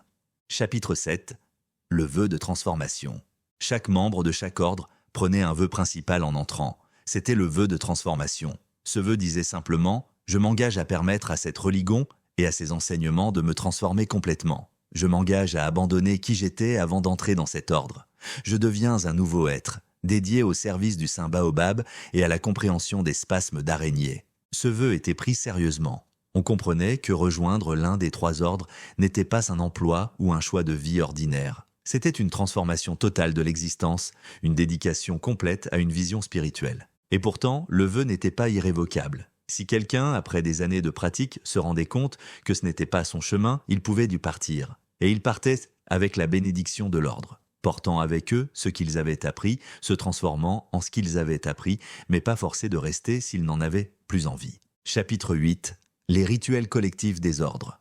Chaque ordre avait ses propres rituels collectifs, au-delà des rituels individuels enseignés à tous les adeptes. L'ordre de la profondeur pratiquait le rituel du silence collectif une fois par mois. Pendant une nuit entière, toute la communauté d'ermites restait ensemble en silence absolu. Pas une parole, pas un mouvement superflu. Juste l'être ensemble dans le silence. Et dans ce silence, disait-il, la communauté entière écoutait les voix des ancêtres comme une seule entité. Des messages passaient entre les esprits. De la sagesse se transmettait sans parole. L'ordre de la stabilité pratiquait la danse communale chaque jour au midi. Toute la communauté se réunissait en cercle concentrique, dansant la danse du tronc ensemble. Mais c'était une danse plus complexe que celle pratiquée seule. Les cercles tournaient dans des directions opposées. Les patterns se croisaient et se recréaient. C'était une géométrie vivante d'équilibre mutuel. L'ordre de l'envol pratiquait le festival de la convergence une fois tous les 7 ans. Tous les voyageurs revenaient et ensemble, ils créaient une célébration massive, un festival de musique, de danse, de théâtre, d'art. Pendant une semaine entière, le lieu du festival se transformait en un lieu d'aspiration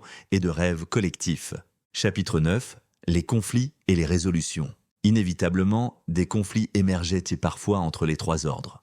L'ordre de la profondeur voulait préserver les enseignements anciens exactement comme ils avaient été transmis. L'ordre de l'envol voulait les adapter, les moderniser, les rendre plus accessibles. L'ordre de la stabilité, toujours au centre, cherchait à arbitrer. Mais ces conflits n'étaient là pas vus comme des problèmes. Ils étaient vus comme une manifestation de la bivalence sacrée du Trovle. Trois perspectives différentes, toutes valides, toutes nécessaires, pouvaient coexister dans une tension créative. Et c'est dans cette tension que la religion restait vivante, qu'elle ne devenait jamais figée ou moribonde. Quand un conflit émergeait, les trois ordres envoyaient des représentants pour un concile de résolution. Et plutôt que de chercher un compromis, qui aurait affaibli les deux positions, on cherchait plutôt à honorer les deux positions comme différentes facettes d'une même vérité plus grande. Chapitre 10. L'héritage des ordres. Avec le temps, les trois ordres se multiplièrent. De nouveaux ermitages surgirent. De nouveaux temples furent construits. De nouveaux voyageurs commencèrent leur pèlerinage éternel. Et à travers ces structures vivantes, la religion du Saint Baobab au spasme d'araignée se perpétua de génération en génération. Les ordres n'étaient pas des institutions rigides. Elles étaient vivantes, respirantes, se transformant constamment selon les besoins des adeptes et du monde environnant. Mais à travers tous les changements, les trois piliers demeuraient. La profondeur, l'équilibre et l'ascension. Et à chaque époque, il y avait toujours des ermites qui écoutaient les voix des ancêtres. Il y avait toujours des constructeurs qui maintenaient les temples et les espaces communaux. Et il y avait toujours des voyageurs qui apportaient la sagesse aux quatre coins du monde. Willem dit une fois, « Les ordres que nous créons continueront longtemps après que nous soyons partis. Elles prendront des formes que nous ne pouvons pas imaginer maintenant. Elles changeront, elles évolueront, elles se transformeront. Mais tant qu'elles restent fidèles à la vérité du trove, tant qu'elles honoreront les trois piliers, elles porteront la semence du baobab. Et c'est ainsi que les trois ordres s'établirent comme la colonne vertébrale institutionnelle de la religion, non pas comme des organisations rigides, mais comme des formes vivantes à travers lesquelles la sagesse cosmique pouvait circuler, se transformer et se perpétuer sans fin. Le grimoire du Saint Baobab au spasme d'araignée. Partie 5. Les enseignements mystérieux et les secrets cachés. Chapitre 1. Les 7 niveaux de compréhension. Bien que la religion du Saint Baobab au spasme d'araignée ait été ouverte à tous, il était entendu que toute sagesse véritable possédait des couches, des niveaux de profondeur qui se révélaient progressivement à mesure que l'adepte avançait dans la pratique et la compréhension. Les trois rois mages enseignaient qu'il y avait 7 niveaux distincts d'interprétation des mêmes enseignements. Un novice pouvait écouter une histoire du trove et la comprendre de manière littérale. Un adepte plus avancé pouvait voir les couches métaphoriques. Un master pouvait percevoir les mathématiques secrètes qui sous-tendaient le récit. Et un élu pouvait entrer directement dans la conscience du trove lui-même et vivre l'histoire plutôt que de simplement l'apprendre. Le premier niveau était le niveau littéral. À ce niveau, on acceptait simplement les histoires comme des faits historiques. Le baobab existait. Les araignées dansaient, le trove était une créature réelle. C'était le niveau où la plupart des gens ordinaires demeuraient et c'était tout à fait suffisant. Car même littéralement, les enseignements contenaient une sagesse profonde. Le deuxième niveau était le niveau métaphorique. À ce niveau, on comprenait que le baobab représentait la conscience universelle, que les araignées représentaient les forces créatrices, que le trove représentait la capacité à contenir les paradoxes. Les histoires n'étaient pas moins vraies à ce niveau, simplement que leur vérité opérait à un niveau d'abstraction plus élevé. Le troisième niveau était le niveau philosophique. À ce niveau, on commençait à percevoir les principes logiques sous-jacents. On voyait comment les trois doctrines résolvaient des contradictions logiques fondamentales. On comprenait pourquoi le trove était logiquement nécessaire pour que l'univers existe. À ce niveau, la compréhension devenait une forme de théologie rationnelle. Le quatrième niveau était le niveau mathématique. À ce niveau, on découvrait que toute la religion était basée sur des proportions, des séquences, des nombres qui se répétaient et s'amplifiaient. La Vespironde n'était pas juste un rythme, c'était une équation. Les spasmes d'araignée n'étaient pas juste des mouvements, c'étaient des probabilités qui créaient la réalité. À ce niveau, les enseignements devenaient indistinguibles des lois de la physique.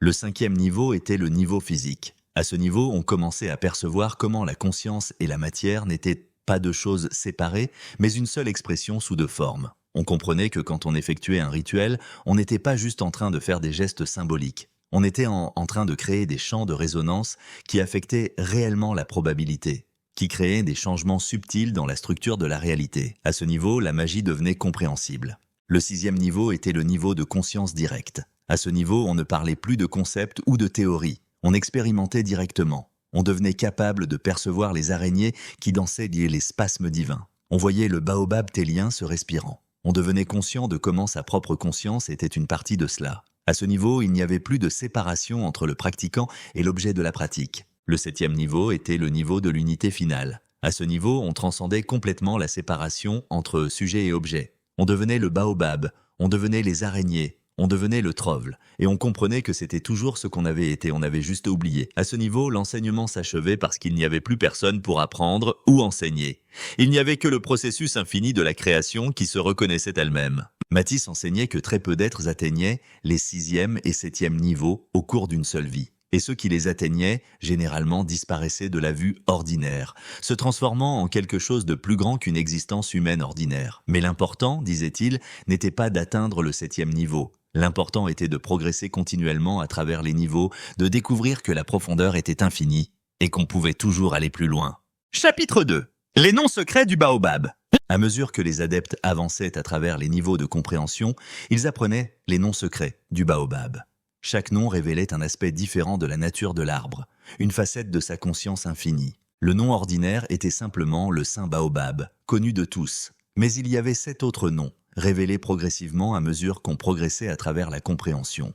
Le premier nom secret était le Baobab télien, qui révélait que l'arbre était volontairement fragmenté, qu'il s'était divisé pour créer de la conscience autre que lui-même. Le deuxième nom était l'arbre de la respiration éternelle, qui révélait que le temps lui-même était créé par la respiration du baobab, que la Vespironde n'était qu'une métaphore pour ce processus de respiration littérale. Le troisième nom était le pilier central, qui révélait que le baobab était en réalité le point de stabilité autour duquel tout l'univers tournait. Le quatrième nom était la source primordiale, qui révélait que le baobab était non pas une création, mais la source de toute création, qu'il prédatait même le suldrone. Le cinquième nom était la conscience innombrable, qui révélait que le baobab contenait en lui une infinité de consciences, que chaque feuille était une âme, que chaque branche était un univers habité. Le sixième nom était l'amour sans forme, qui révélait que le baobab n'était pas une entité neutre, mais était motivé par une forme d'amour cosmique incompréhensible aux esprits limités. Le septième nom secret était simplement la danse,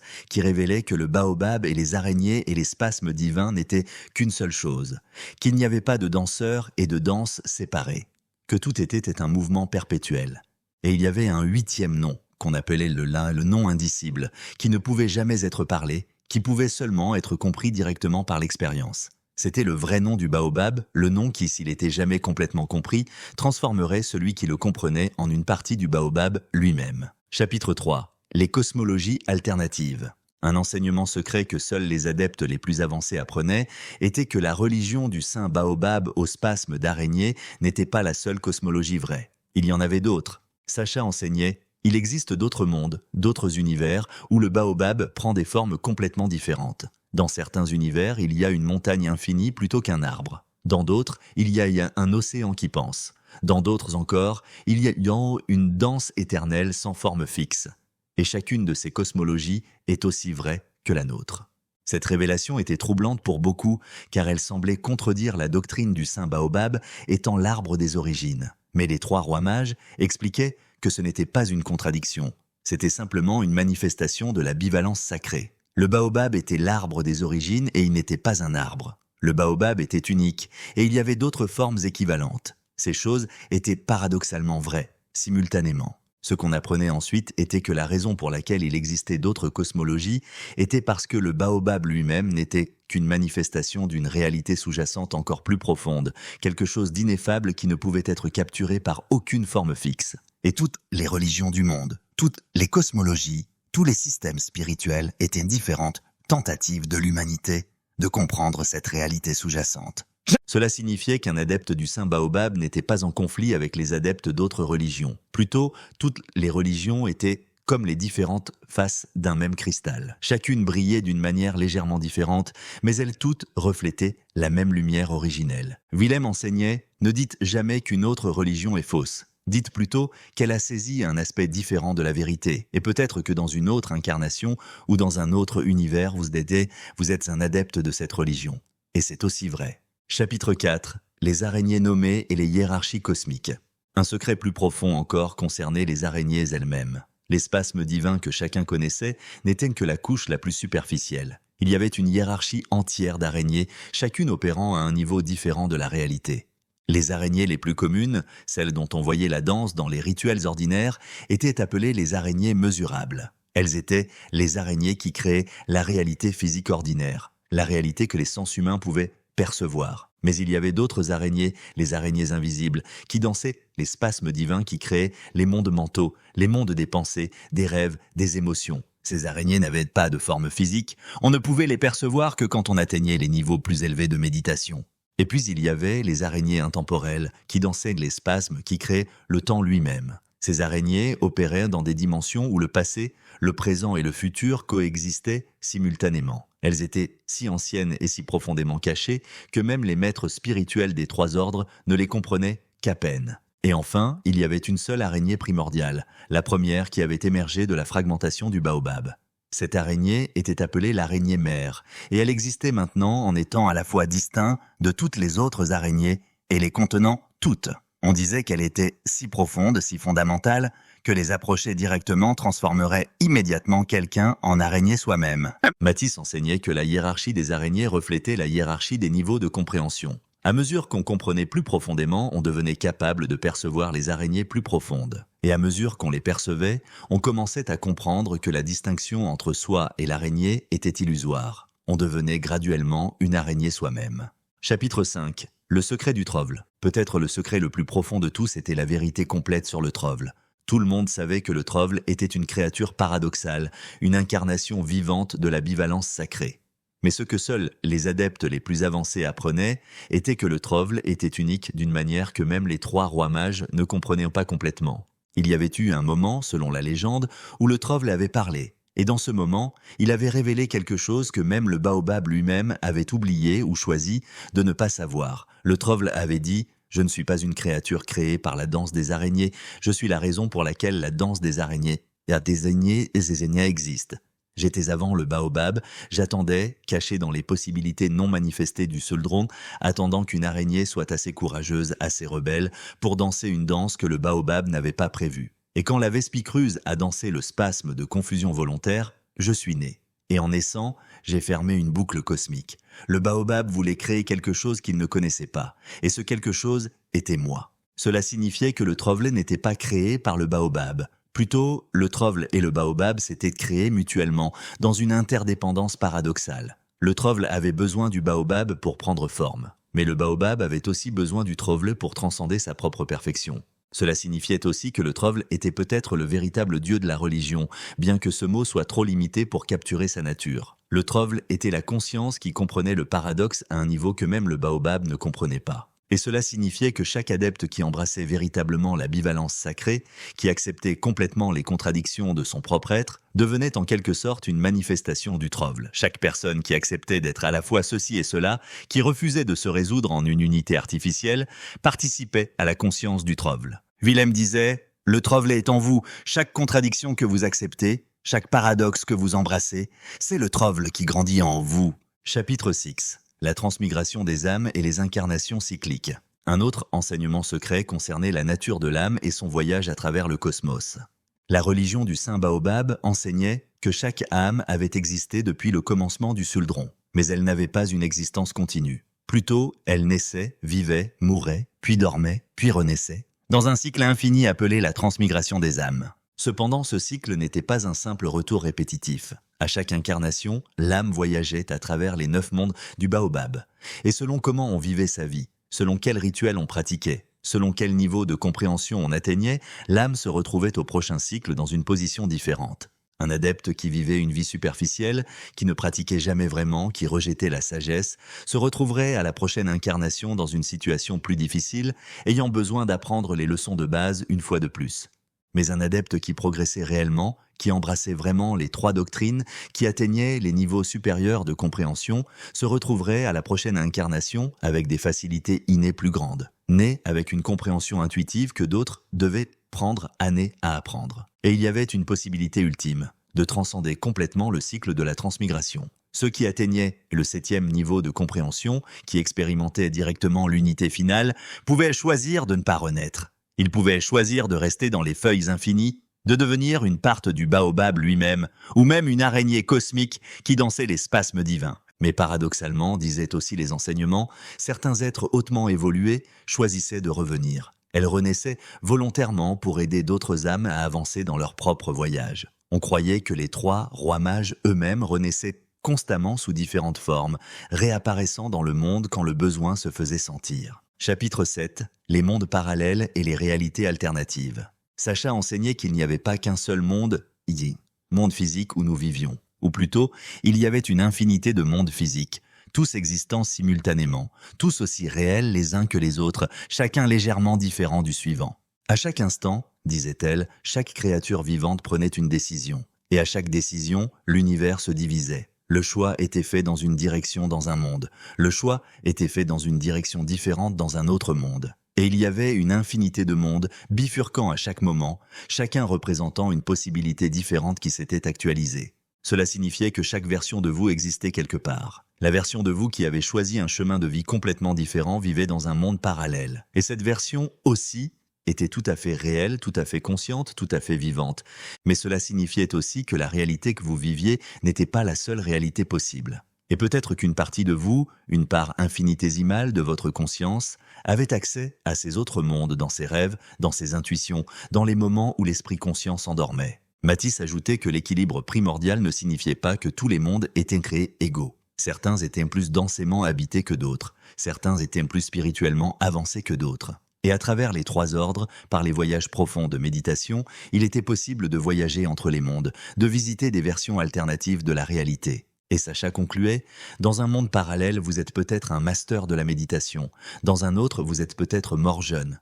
Dans un autre encore, vous n'avez jamais découvert la religion du Saint Baobab. » Mais en visualisant ces autres mondes, en acceptant leur réalité, en acceptant que ces versions de vous existent vraiment, vous accédez à une compréhension plus grande. Vous comprenez que votre vie actuelle est juste une possibilité parmi une infinité. Et cela vous libère de l'attachement excessif à cette seule vie. Chapitre 8. Le grand cycle et l'éternel retour. Le secret le plus cosmique de tous était la nature du temps lui-même et la structure ultime du cosmos. Les trois rois mages enseignaient qu'il n'y avait pas une simple ligne de temps qui allait du passé au futur. Plutôt, il y avait un grand cycle, un immense boucle de temps qui se répétait infiniment. Un jour, les enseignements disaient « Le baobab cesserait sa respiration ». À ce moment, la Vespironde s'arrêterait, le temps cesserait de s'écouler. Et l'univers entier, avec tous ces mondes, toutes ces créatures, toutes ces histoires, se cristalliserait dans un moment unique. Mais à ce moment d'arrêt total, quelque chose d'extraordinaire se produirait. L'univers entier se retournerait. Les effets se transformeraient en cause. L'avenir deviendrait le passé. Et le baobab prendrait une respiration inverse, une exhalation qui apporterait l'univers exactement où il avait commencé. Et alors, le Suldrone, le néant primordial, serait à nouveau complet. Et le cycle entier recommencerait depuis le début. Le grémulsion émergerait de nouveau, le baobab télien naîtrait de nouveau, les araignées danseraient les spasmes divins de nouveau, et le trove apparaîtrait de nouveau, créé par la rébellion de la Vespicrus de nouveau. Cela signifiait que toute l'existence était cyclique, qu'il n'y avait pas réellement une progression linéaire vers une fin ultime, que l'univers n'était jamais vraiment créé, mais se créait perpétuellement, suivant le même grand cycle ad infinitum. Et cela signifiait aussi que le cycle avait peut-être déjà recommencé d'innombrables fois. Que cette incarnation présente pouvait être un recommencement du cycle qui s'était déjà joué un nombre infini de fois, et que peut-être dans certains cycles profonds de son être, on se souvenait des itérations précédentes. Les déjà-vus, les intuitions profondes, les rêves récurrents pouvaient être des éclats de mémoire d'un cycle cosmique précédent. Matisse enseignait « Comprendre le grand cycle nous libère de la peur de la mort et du temps, car il n'y a pas vraiment de mort, il n'y a que transformation. » Et le temps n'est pas une prison, c'est une danse perpétuelle qui se réinvente à chaque instant. Chapitre 9. Les enseignements secrets du Trovle. On disait que le Trovle lui-même possédait une sagesse encore plus profonde que celle des trois rois mages. Mais cette sagesse ne pouvait être transmise en paroles. Elle ne pouvait être découverte que par l'expérience directe. Il y avait une pratique très avancée appelée la communion avec le Trovle. Seuls les adeptes du 5e degré ou plus, ceux qui avaient maîtrisé les trois cultes, pouvaient l'entreprendre. La pratique consistait à se rendre jusqu'au baobab où le Trovle habitait, en silence complet, sans intention particulière. On s'asseyait simplement près du Trovle en acceptant que rien ne se produirait peut-être. Et on attendait. Et parfois, très rarement, le Trovle semblait faire quelque chose. Un mouvement subtil, un changement dans sa présence. Et dans ce moment, l'adepte était envahi par une compréhension qui ne venait pas de mots. Une connaissance pure, directe, qui était impossible à mettre en mots après que cela soit terminé. Ces expériences ne pouvaient jamais être rapportées avec précision. Chaque adepte revenait de la communion avec le Trovle changé, mais incapable de dire exactement comment ou pourquoi il avait changé. Seulement que quelque chose avait été compris au niveau le plus profond. Et c'est peut-être cela le véritable secret de la religion du Saint Baobab au spasme d'araignée. Non pas les doctrines, non pas les rituels, non pas les histoires mythologiques, mais la possibilité qu'un jour, dans un moment de silence total, la Trovelance elle-même pouvait être expérimentée directement. Que la compassion primordiale, incarnée par cette créature paradoxale, pouvait descendre et transformer complètement ce qu'on pensait être. Chapitre 10. L'initiation finale et le dévoilement. Les trois rois mages enseignaient qu'il y avait une initiation finale. Un moment où tous les secrets seraient révélés. Mais il disait aussi que cette initiation finale ne pourrait survenir que quand on était prêt à devenir une partie du baobab soi-même. Cette initiation finale, il ne la décrivait jamais en détail. Il disait simplement « Quand vous la vivrez, vous saurez. Et quand vous la saurez, vous ne serez plus là pour raconter. » Certains croyaient que cette initiation finale était une sorte de mort mystique, que l'ego se dissolvait complètement et qu'on se fondait avec la conscience cosmique du baobab, qu'on cessait d'être un individu et devenait simplement une partie du grand processus créatif. D'autres croyaient que c'était l'inverse, que l'initiation finale était une naissance ultime, que tous les secrets se révélaient et qu'on naissait en tant qu'une araignée cosmique capable de danser les spasmes divins soi-même. Et d'autres encore croyaient que c'était les deux à la fois, que mourir et naître étaient la même chose. Que la mort était simplement une transformation radicale de la forme que prenait la conscience. Mais tous étaient d'accord sur une chose, que la religion du saint Baobab au spasme d'araignée n'avait pas vraiment d'enseignement ultime qui pouvait être énoncé. Que tous les enseignements, toutes les pratiques, tous les rituels et les doctrines n'étaient que des doigts pointant vers la lune, et que la lune elle-même était le silence, l'expérience directe, le mystère ineffable qui attendait au-delà de tous les mots. Et cela aussi, disaient les trois rois mages, est un enseignement secret, que la sagesse la plus profonde est de savoir que tu ne sais rien, que le mystère ne peut jamais être résolu, et que c'est justement cela la beauté de la création, la beauté du trove, la beauté des araignées, la beauté du baobab qui respire éternellement.